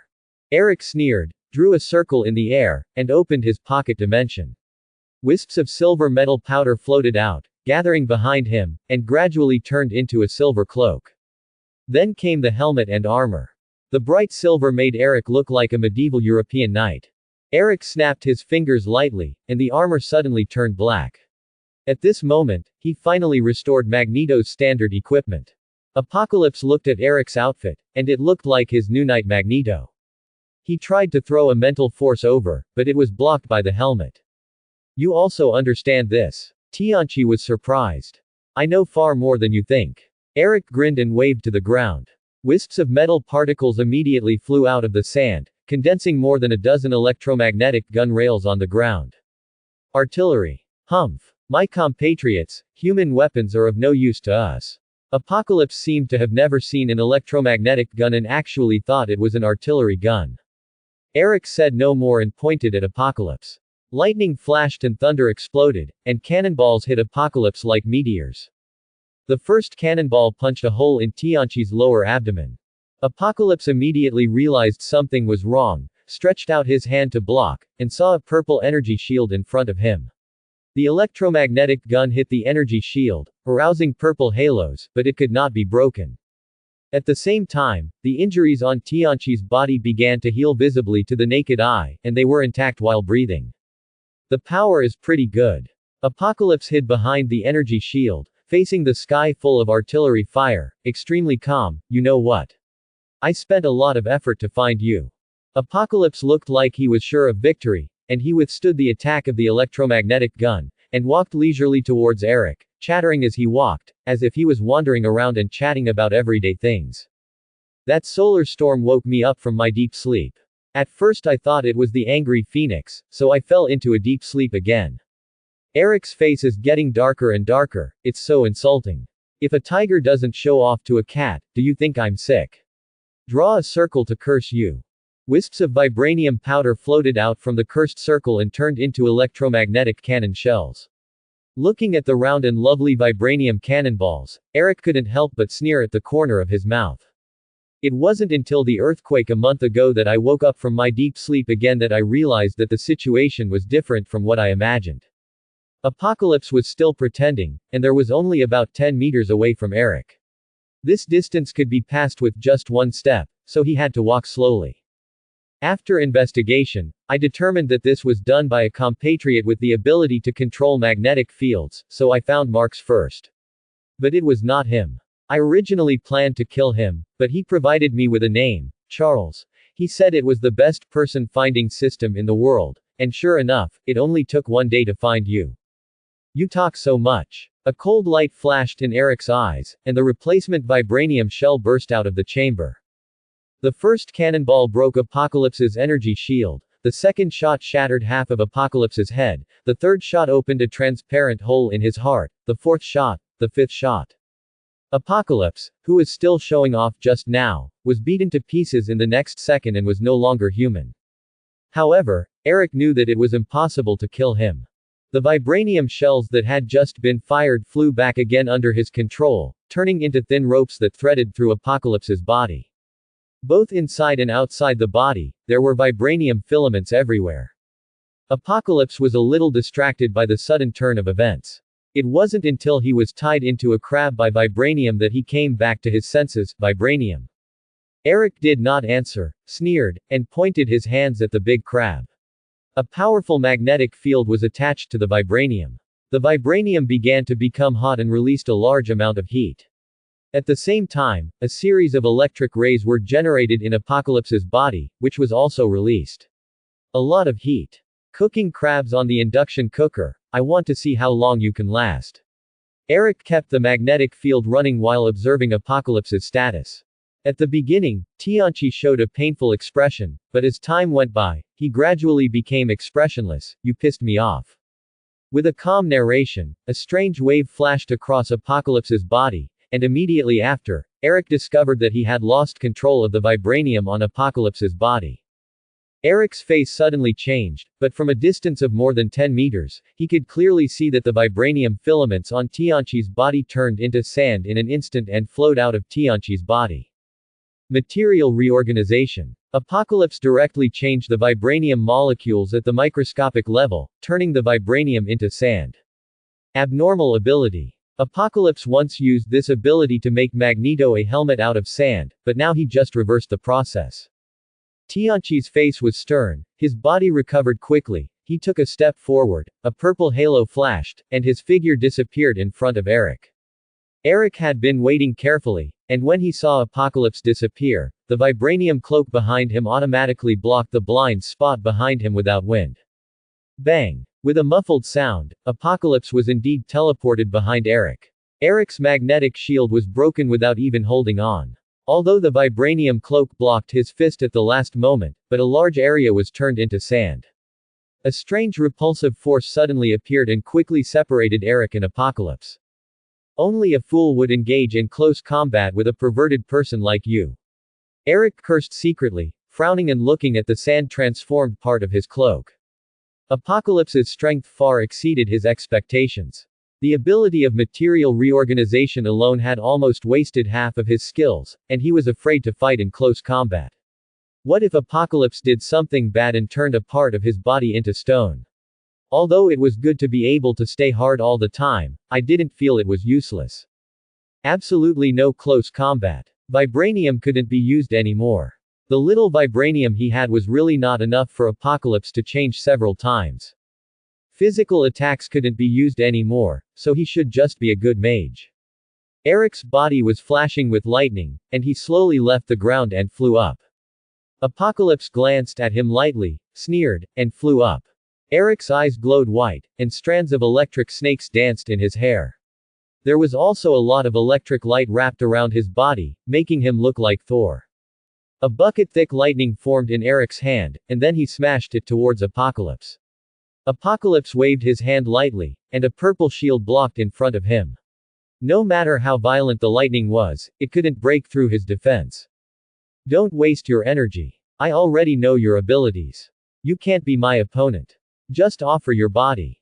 You old pervert. I just want to fight with you, but you covet my body. Eric's face was as blue as it could be, as purple as it could be. Tianchi didn't care what he thought, he just came up and hit him. The target was his body. Anyway, Tianchi had the ability to heal himself. As long as the main part was left and transferred, it could be repaired immediately.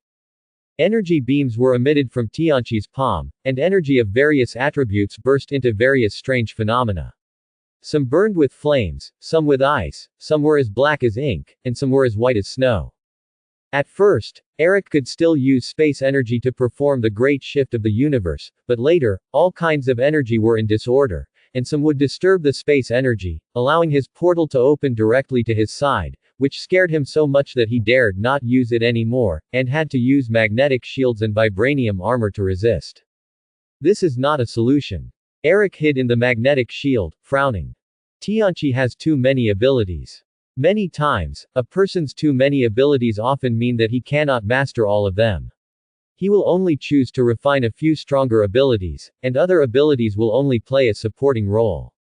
But Apocalypse is different. He has enough time to squander and a long enough life to master all the abilities he has. Just like now, Apocalypse can use all his abilities freely, whether it is attacking or defending, or material reorganization, space transmission, without a trace of rawness. Not only can he switch freely, but he can also use multiple abilities at the same time, each of which is powerful. It seems that I can only use the old method to deal with Carol. What method? Of course, it is to carry the magnetic field of a planet. He doesn't believe that Apocalypse can withstand the power of a planet. Do it when you think of it. Eric supported his hands, expanded the range of the magnetic shield, and then opened a portal and jumped directly in. The magnetic shield lost Eric's energy support and was broken in an instant. Various energies hit one place, which immediately caused a violent explosion. The firelight was mixed with the light of various energies, covering the sky and the sun for a while, perfectly covering Eric's whereabouts. Tianqi was a little surprised. He didn't think that a little energy attack could smash his body into pieces. Could it be that Eric would rather die than surrender to protect his chastity? He chose self-destruction. Just as he was thinking about it, Eric flew back from behind him. Not only that, but there was a long metal dragon following behind him. Tianqi saw him coming back and suddenly smiled, shook his head and said, "You should have run away. Running away is not my style." Not my style now. Eric shrank his neck a little guilty, and immediately returned to his serious face, stretched out his hand and pointed, and the metal dragon behind him swooped down and hit Tianqi. It's useless. Tianqi sneered, and the purple energy shield became brighter and brighter, blocking the metal dragon, and it didn't move at all. A large amount of metal collided with the energy shield, all of which were smashed to pieces, bursting out a lot of sparks, and then was completely vaporized by the energy shield, and a layer of smoke mixed with sparks and white mist was wrapped outside the energy shield. Eric added more strength, and a larger number of metal torrents gathered from underground, joining the ranks of the egg hitting the stone. It should be okay, right? Eric looked at the thing in the air that he didn't know how to describe, nodded secretly, stretched out his hand to draw a circle, opened the pocket dimension, and took out the cosmic cube.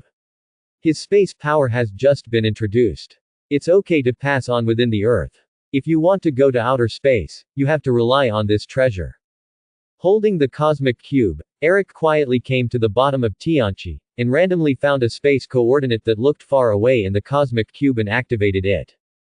Blue smoke filled the air, just below Tianqi. Eric opened his hands, and his supernatural power switched from magnetism to gravity. Grandson, come down. The gravity between Tianqi and the Earth increased thousands of times in an instant. Thousands of times of gravity, even as strong as Tianqi, could not offset it for a while, and fell straight into the blue smoke and disappeared. Eric hurriedly closed the cosmic cube, opened it again at a slightly different coordinate, and jumped in. As soon as he jumped over, Eric sensed an unimaginable spiritual force in the air. Just from the spiritual force, he felt the boundless anger of Apocalypse. Using the power of space to hide his body, and shielding his own magnetic field with a magnetic field, distorting the visible light, Eric quietly sat behind a big rock, connecting to the geomagnetic field while carefully sensing the position of Apocalypse. Just after turning on the magnetic field sensing ability, Eric's face suddenly changed. There is obviously civilization in this place. This is not the place he wants to find. He can't do such a thing as destroying a civilization in order to deal with Apocalypse. But the more he sensed, the more strange Eric felt. There must be civilization on this planet, but he did not sense the existence of intelligent life. There are houses on the planet, there are vehicles similar to cars, and Eric even sensed the existence of high-tech such as laser weapons and spacecraft. It can be seen that this is a civilization that has walked out of its own planet, and its level of civilization is higher than that of the Earth. However, everything was covered by dust. Eric could not sense the existence of any human or humanoid intelligent creatures, except for the wild animals that had no intelligence at all. It seems that the civilization of this planet was destroyed, and it was not long ago. Whether it was houses, spaceships, or weapons, there were obvious traces of war on them. In many buildings, some equipment was still running, but the owners had lost their lives. This is the universe. The cruel universe. Eric shook his head sadly and concentrated on connecting to the geomagnetic field. Through the geomagnetic field, Eric felt that Apocalypse should have calmed down and was teleporting purposefully within the planet, apparently looking for him. The universe is so big that even a strong person like Apocalypse dare not rashly teleport to the stars. The scope of Apocalypse's search is getting wider and wider, and he doesn't have much time left. On the other side, Apocalypse was just teleported by Eric, and he was really angry. He thought Eric had exiled him to an alien planet. This kind of thing, the group of mages on Earth are very good at it. He is just simply angry and not worried. Give him time, he can completely rely on his own strength to return to Earth. But soon, Apocalypse sensed the fluctuations of space again, and he immediately understood that the body he was looking at wanted to keep him completely on this planet. Haha, stupid idea. Apocalypse searched for Eric's location while expressing contempt for Eric's idea. Apocalypse could also see that this planet had been slaughtered not long ago, and it would not be more than 10 years at most, but he did not care. This kind of thing happened almost every day in the universe. Although he hardly left the Earth, his understanding of the universe was far greater than that of most people on Earth. From the ruins around, Apocalypse gradually learned which planet this was. Sriken, the homeland of the Zehubari people. Eric didn't know that Apocalypse had learned about the planet, and he was still trying his best to absorb the magnetic field energy of the planet. In his perception, Apocalypse only needed to transmit 5 more times at most to search for his current location, but this time was not enough for him to complete the explosion. Eric couldn't help but speed up the absorption speed. The huge magnetic field energy quickly poured into his body. Before it could be transformed into his own superpowers, it was pushed forward and compressed by the later energy. His strong physical fitness was like an ant in front of the energy of the entire planet, and he might be blown up by the huge energy at any time. Beads of sweat flowed down his cheeks, and blood vessels on Eric's face burst out, as if they were about to burst.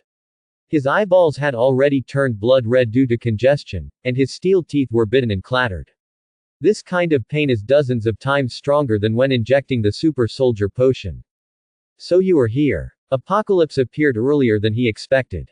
He had no time to care about him at this moment. Now is the critical moment. If he can't control it well, he may be blown up by the huge energy at any time. Tianqi understood what he was going to do after just one look, and naturally would not let him complete the explosion. He sneered, waved his hand to control the boulder where he was hiding and smashed it down. Eric glanced at Tianqi, flicked his finger, and the gravity of the boulder disappeared instantly. Then a repulsive force came, and the huge stone actually flew towards the sky, and the speed was getting faster and faster. Soon it rubbed against the air and lit up a circle of fire. Then, Eric pressed down in the direction of Tianqi again. Boom. With a loud noise, the ground around Tianqi collapsed several meters, as if an invisible big hand slapped him hard. Tianqi, who was in the center of the palm, had an unimaginable gravity on his body, but he stood proudly, without even lowering his head. Gravity again. Child's trick. Tianqi smiled contemptuously, took a step, and walked steadily towards Eric. Eric did not answer, but waved his hand again. The gravity on Apocalypse suddenly turned into repulsion. Apocalypse suddenly soared into the sky like a cannonball and disappeared in the blink of an eye. Taking advantage of this time, Eric once again accelerated the speed of energy absorption and concentrated on controlling the geomagnetic field. Not long after, a roar came, and Apocalypse fell from the sky, aiming at the place where Eric was. This time, Apocalypse learned his lesson, and a strange energy wrapped around his body actually offset Eric's gravity. Almost. Eric roared and stood up, raising his arms high. His face was extremely ferocious, the magnetic field on his body was almost rioting, a large number of capillaries on the surface of his body ruptured, and the blood had already dyed his clothes red. The huge magnetic field energy rolled and roared with him as the center, and the lightning triggered it enveloped him like a sky curtain. But Apocalypse was not afraid of this. Thousands of years of experience have allowed him to see too many strong people. Today's opponent is just one of the stars in the sky. Seeing that Apocalypse's foot was about to fall, Eric suddenly opened his eyes wide, and his hands seemed to tear the sky apart, and the endless lightning suddenly separated with his movements. A crack with a flashing blue halo was born under Apocalypse's feet, and huge space energy raged in it. Apocalypse suddenly slowed down and stopped at the edge of the crack. HMPH, you still use this trick. Apocalypse snorted coldly, preparing to bypass the space crack. But unexpectedly, the space crack suddenly became larger, like a big mouth biting at him. Two sturdy arms suddenly stretched out, surrounded by purple energy halo. Apocalypse firmly supported the space crack, preventing it from advancing an inch. At the same time, a stronger purple light burst out from his body, and the powerful space ability was activated, dyeing the space crack purple. He closed his hands, caught it in his hands, and threw it to Eric. The purple space crack fell into the endless sea of thunder, just like throwing a fish into a frying pan, causing the sea of thunder to churn constantly, but soon there was no sound. Apocalypse stared at the endless sea of thunder, his face became extremely cautious. He clearly sensed that Eric's momentum had reached its peak, even far surpassing him. Sorry, I kept you waiting. With a wave of his hand, the violent sea of thunder turned into a flash of light and was taken into Eric's palm, leaving only a small glowing dot. As for the space crack eroded by Apocalypse's energy, it had long disappeared. At this time, Eric exuded a strong aura all over his body. Lightning patterns appeared on the vibranium helmet, and the cloak behind him was windless and automatic, flashing lightning from time to time. You are really special. Apocalypse was in the air, looking down at Eric, but there was no contempt in his eyes. In this state, Eric didn't even dare to say the outcome lightly. You are the second person who said I am special. Oh, no, sorry, it's the first one. That one can't be considered a person. Eric chuckled and his figure suddenly disappeared. Apocalypse has been paying attention to his opponent, but he didn't notice how Eric left. He clearly felt that a huge crisis was approaching, but he couldn't find where Eric was. Tianchi had to fully activate the energy shield to guard against Eric's attack. It's useless. A whisper came from his ear. Tianchi was frightened and punched to the left, but was hit hard on the right. The power of this punch was so great that it sent Apocalypse flying, turning into a meteor that rubbed violently against the atmosphere. The intense pain made Apocalypse unable to straighten his back. It was not until a few seconds later that his powerful self-healing ability repaired the damage to his waist and he regained control of his body. Unfortunately, before he could take the next step, a fist suddenly appeared above his head and knocked him down fiercely. Bang! With a loud bang, Apocalypse was hit hard into the ground, and the land within a radius of several miles cracked. Then, there was another loud bang, and Apocalypse was hit out again. Punch after punch, Apocalypse was hit back and forth like a ping-pong ball. Each punch was a simple physical injury, but the extreme kinetic energy still made it difficult for his body to heal itself in a short time. On the other hand, Eric just stood there without moving. That's right, he didn't move at all. He put his fists back to his waist and punched hard. Every time he punched, a basin-sized space door would appear in front of him. On the other side of the space door was Tianchi's blue-gray skin. The distance between the two seemed to be very close. Eric could see every hair on Tianchi's body clearly. Tianchi had already lost control of his body. His self-healing ability was constantly repairing his damaged body, but the speed of repair was far less than the speed of injury. It didn't take long for Tianchi's arm to be beaten into powder. Apocalypse. The first mutant. God. Still wanting my body. Eric seemed to be possessed by a demon, mumbling in his mouth, punching Apocalypse every time he muttered a sentence. At this moment, he no longer cared about the survival of the planet, but simply wanted to get rid of the huge threat of Apocalypse. Because of the drastic changes in the magnetic field, the mountains and rivers on Sriken were shifted, and the rivers were flowing backwards, a scene of the end of the world. Soon, When the energy of the magnetic field accumulated to a limit, the magnetic poles of the planet were instantly reversed. The end of the world is coming. Mountains and rivers collapsed, the sea roared, the continent sank, and the seabed rose into the air. Countless scenes that can only be seen in doomsday movies appeared in front of Eric. Eric was also awakened by the scene in front of him, and when he looked at Apocalypse again, he found that he only had a head and half a shoulder left. But he was still alive. The powerful self-healing ability was still constantly repairing his body. As Eric stopped attacking, his eyes gradually became clear, as if he was about to regain control of his body. Pervert. Eric cursed inwardly, that was the power of a planet. It couldn't kill him. Eric summoned the remains of Apocalypse, pointed his hands at his temples, the magnetic field rotated, and a dazzling blue light shone between his palms. That was the plasma produced by the strong magnetic field ionizing the air, and the temperature was as high as the surface of the sun. The best way to deal with someone like Apocalypse who has abnormal self-healing ability is to wipe out every cell of his body. Ah, no. Don't kill me. The severe pain woke Apocalypse up, and he begged intermittently, I know, a lot of secrets. Secrets. Humph. No secret can save you, you old pervert who covets other people's bodies. Eric had a blank expression on his face and was indifferent to Apocalypse's words. Michelangelo is still alive. Apocalypse suddenly revealed a secret, which made Eric's movements stagnate, but he immediately stepped up his attack. Nonsense, of course I know Michelangelo is still alive, not only him, but Newton is also alive. Eric sneered, watching half of Apocalypse's head vaporize directly in his palms. Imhotep helped you design that kind of consciousness transfer device. You know. Apocalypse only had one eye left, but this eye was bigger than an egg. The Holy Shield Brotherhood. Of course I know. Watching Apocalypse's body turn into ashes in his hands, Eric said faintly, after all, in another universe, I was once one of them. Special departments are not just talk. After solving Apocalypse, Eric had time to explore the planet carefully. Although the planet was broken a lot due to his big move, some buildings on the continent were still preserved. Eric checked one by one, carefully analyzed each metal device, and finally found a clue. It was something similar to a TV, with a video clip inside. A purple giant sat there steadily, and a little girl with green skin stood timidly in front of him, taking a gorgeous dagger from his hand. Behind the little girl, there were countless armies, slaughtering green-skinned people like her. Sriken. Gamora. Mad Titan. Thanos. Eric stared at the purple giant, his heart beating violently.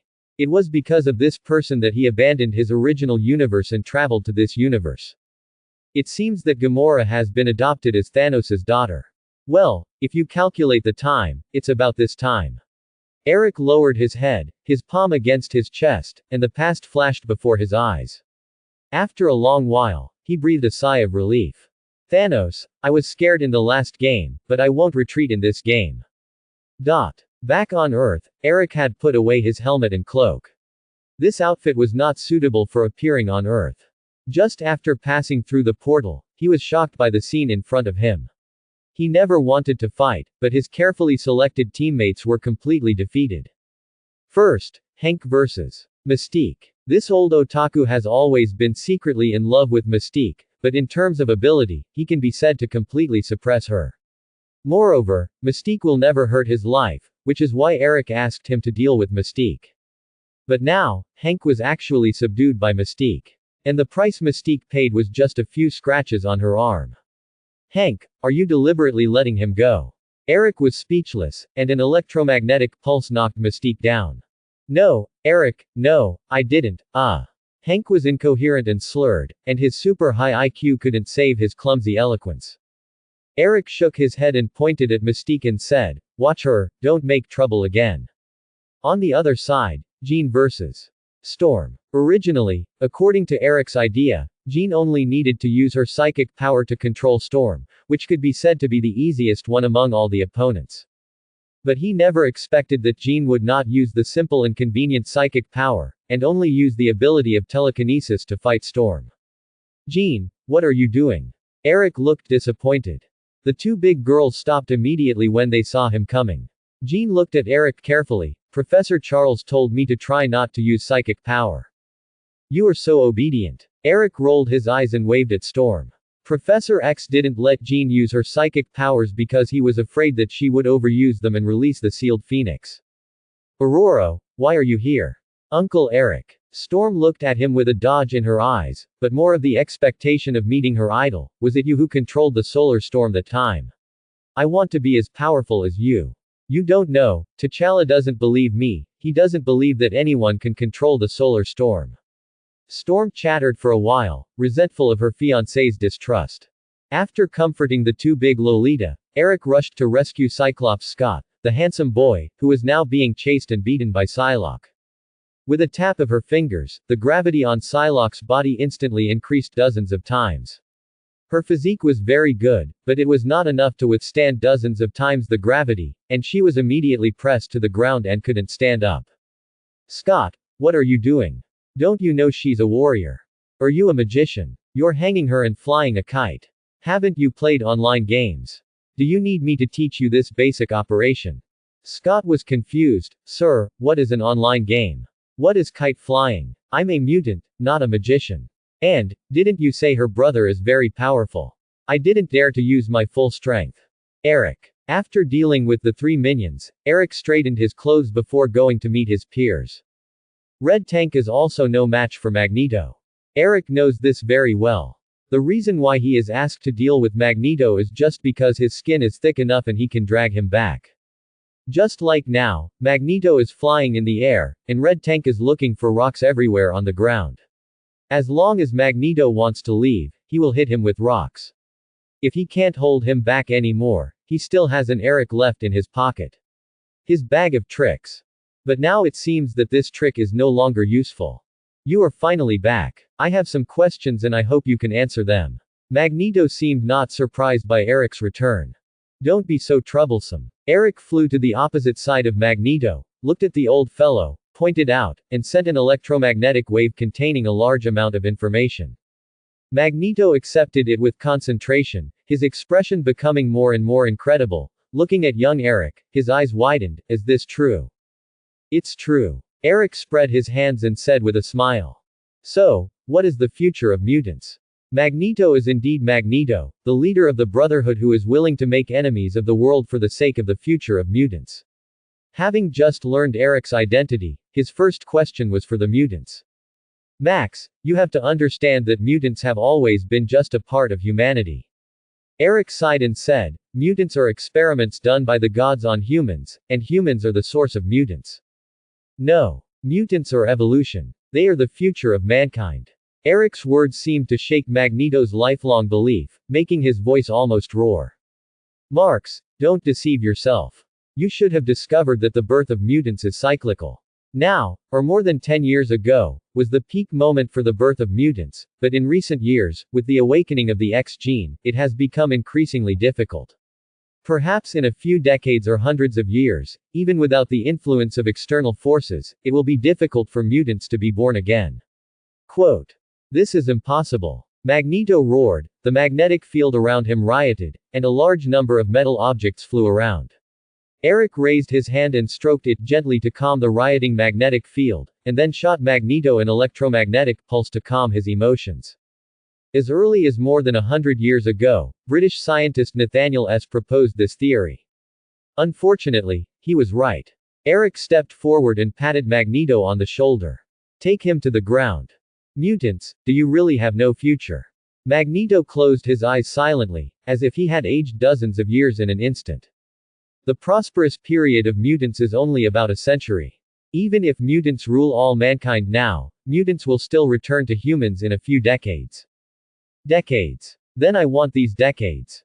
Magneto stared at Eric, his aura becoming stronger again. I can't control what the future holds, I want these decades. Eric suddenly smiled. This is Magneto. No matter what difficulties lie ahead, he will never give up. Magneto is not a person, but a spirit. Okay, let me help you. Leaving Magneto and the mutants to reminisce with Professor X, Eric entered alone inside the pyramid Apocalypse had just built, where there was an extremely complex conversion device. It was this device that gave Apocalypse the means to take away the abilities of other mutants. The designer of this device is named Imhotep, the perfecter of Egyptian sacrificial rituals, the Zunki of astronomy, the designer of the first pyramid, and the founder of the Brotherhood of the Aegis. He was called the God of medicine and wisdom by the ancient Egyptians. He once led the ancient Egyptians to eliminate the invasion of the alien Zerg, brood Zerg.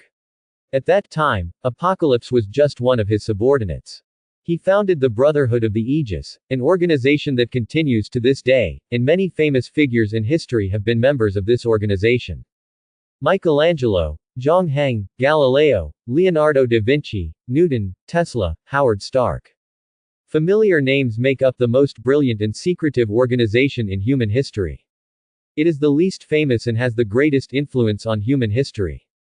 The current Shield and Hydra are actually the products of the split between the Aegis Brotherhood.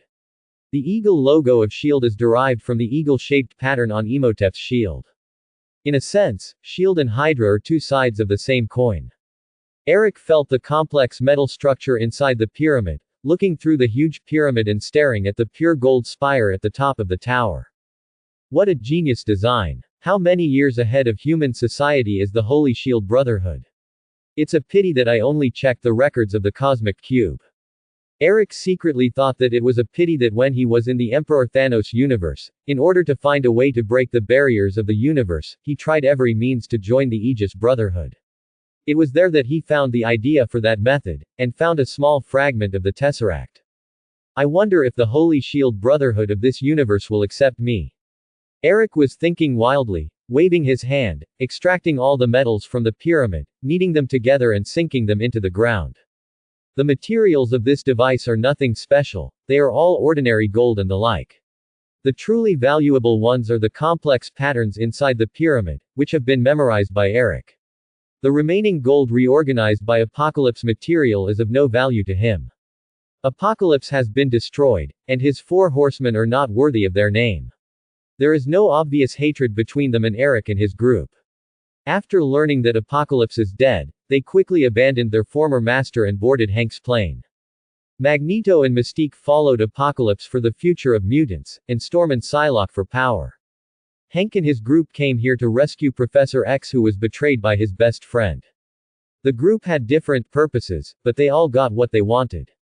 It can be said that everyone was happy. They talked and laughed on the plane, and they didn't look like the enemies who were just in a life-and-death battle. Hank, I wonder why you called me first when encountering such a thing. Eric sat down between Hank and Mystique, acting as a hot light bulb.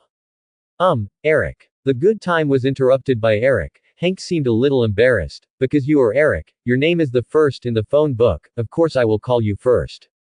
Eric's face suddenly darkened. Man, you are one of the smartest people on Earth. How could you make such a low-level mistake? My name is Eric, not Eric. Ah. So, sorry, I was too flustered at the time, I didn't look closely. Hank apologized hurriedly, the blue hair on his face swaying, like a blue lion. Who recorded the phone book? Having heard this, Hank pointed at the red tank who fell asleep again. It was Marco who recorded it. Eric was speechless, letting this silly kid record the phone book, you are so generous. At this time, Magneto came over, patted him on the shoulder, and said, that's why I changed my name back to Marx. Oh. The previous phone book of the college was also recorded by Marco. No, it was Charles. He deliberately wrote my name wrong so that he could put it first. Hearing this, Eric couldn't help but look at Professor X, who was smiling at the side, and shuddered. After sending Professor Plan 2.0 was formed, and then he left with Mystique. Hank was very sad about the departure of his crush goddess. In order to divert his attention, he devoted himself to the development of artificial intelligence. After seeing Eric's artificial intelligence, although he did not see the source code, he was still influenced a lot. Enlightenment, the artificial intelligence crisis belonging to the X-Men may be born a lot earlier. Professor the Villain was finally exposed under Eric's artificial intelligence. We know the name, but we still don't know what the other party's purpose is, where it is specifically, and how many subordinates there are. We need to investigate carefully. The other party seems to have a device that can shield the power of the mind, and it can actually avoid the brainwave enhancement. Instrument search. The red tank Marco continued to go back to sleep. Perhaps Saitoric, an old otaku, liked to watch the despair and pain of others slowly losing their power. Marco's power was reduced very slowly, but it was irreversible and incurable.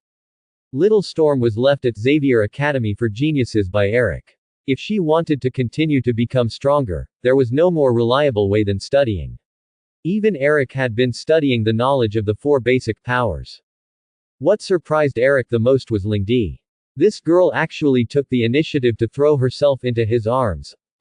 She took the initiative to join Boss Eye's banner. Her purpose is very simple, just to make money. She has been working for the mutants before, but now she heard from Red Tank that Boss Eye is stupid and has a lot of money. She will give money as long as she sleeps, so she naturally chose to work under Boss Eye. Eric, of course, welcomed this with both hands and 3 feet. This girl must have good looks, a good figure, good abilities, and a good background. That is a good thing that cannot be found even with a lantern. He immediately said, "You can sleep however you want, even your boss." As for her awesome brother, Eric didn't even ask, and it was useless to ask. He was a direct line of Old Man Merlin's troops. He was still jumping around to resist snapping his fingers, and he was already an all-powerful guardian of the universe, or. Returning to New York with Psylocke, Eric once again received an invitation from Lu Dan to watch the American legend awaken. Captain America, after all, was dug out in advance and will soon wake up. In fact, the purpose of braised eggs is very clear. Captain America is the first superhero in the United States.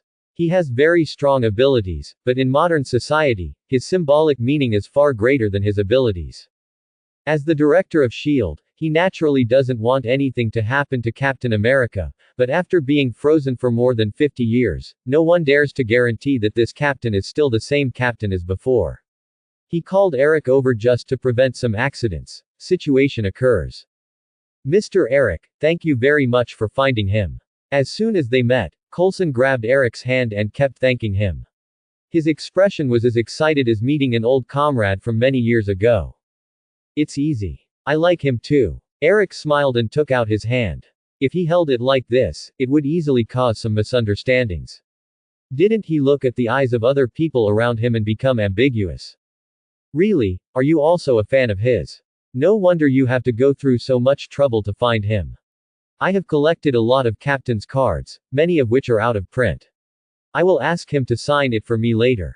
After signing, we can let's watch together, let's." Coulson kept talking on the side, completely unaware of Eric's embarrassed look. "Everyone be quiet, it's about to begin." Fortunately, Lu Dan came to the rescue quickly. At this moment, Eric saw how Lu Dan looked at him.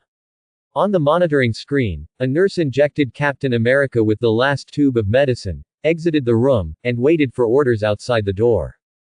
The overall layout of this room perfectly restores the United States in the 1940s. Whether it is the wall hangings or daily necessities, they are no different from those of that time. The only flaw is the baseball game recording played on the radio. Of course, this is just a small problem. Eric will not tell Lu Dan. Even though the time was advanced nearly 10 years, everything was still the same as the original plot. Captain America woke up successfully, but still remained vigilant, found flaws in the football game information on the radio, and then defeated several S.H.I.E.L.D. agents and rushed out of the hospital, built. Different from the plot, it was Eric who was waiting for him this time. "Captain, don't be impulsive. How about we sit down and talk?" Eric pressed Captain America to the ground with one hand and kept smiling. "Who are you?" The captain was still working tirelessly to get up from the ground, always ready to give Eric a try. "I'm sorry for that drama, soldier." Nick Fury came from behind the scenes, wearing a black trench coat and a bald head with one eye, which was very stylish. "But it will take time for us to hand over the details to you." "The details? What details?" Captain America stopped resisting and looked at Nick Fury with a strange expression. "You have been asleep, Captain, for nearly 60 years. Captain America obviously found it difficult to accept this fact. After Eric let go of him, he still lay on the ground for a long time before slowly standing up and saying with a blank look on his face, "I still owe her a dance." Eric shook his head secretly, wanting to tell him that there was no hope for him. His future self had already occupied his goddess. He cheated on himself. In the following time, Nick Fury entrusted Eric to tell the captain about the history of more than 50 years. Such tiring things were avoided as far as possible by Lu Dan. Eric closed the door under Coulson's resentful eyes, looked up at the several monitors in the corner, raised his middle finger to Lu Dan behind the monitors, and then took out a lighter. Okay, Captain, they can't see us anymore. I don't like being treated like a monkey. Eric threw a thick stack of information to the captain and lay down on the chair. The captain agreed with Eric's approach, picked up the information, read it carefully page by page, and asked a few questions from time to time. Of course, he was most concerned about Carter. The records about Carter in the information were also the most detailed. When he learned that Carter was married, Eric clearly saw 2 tears falling from the corners of his eyes. For such things, Eric really couldn't help. He shrugged and continued to watch a grown man express his true feelings. The information was quickly flipped through. The second half mainly introduced the origin and current situation of S.H.I.E.L.D., and at the end, there was a cool photo of Nick Fury. The captain stared at the photo and pondered for a long time. Is his name Nick Fury? Of course, if you like, you can call him Boiled Egg. The captain did not respond, but said puzzledly, during World War II, there was also a Nick Fury in my Howling Commandos. He was a lieutenant and a black man, very similar to him. Hearing this, Eric's expression froze. Are you sure? Captain. Thanks for watching, please subscribe and support our channel.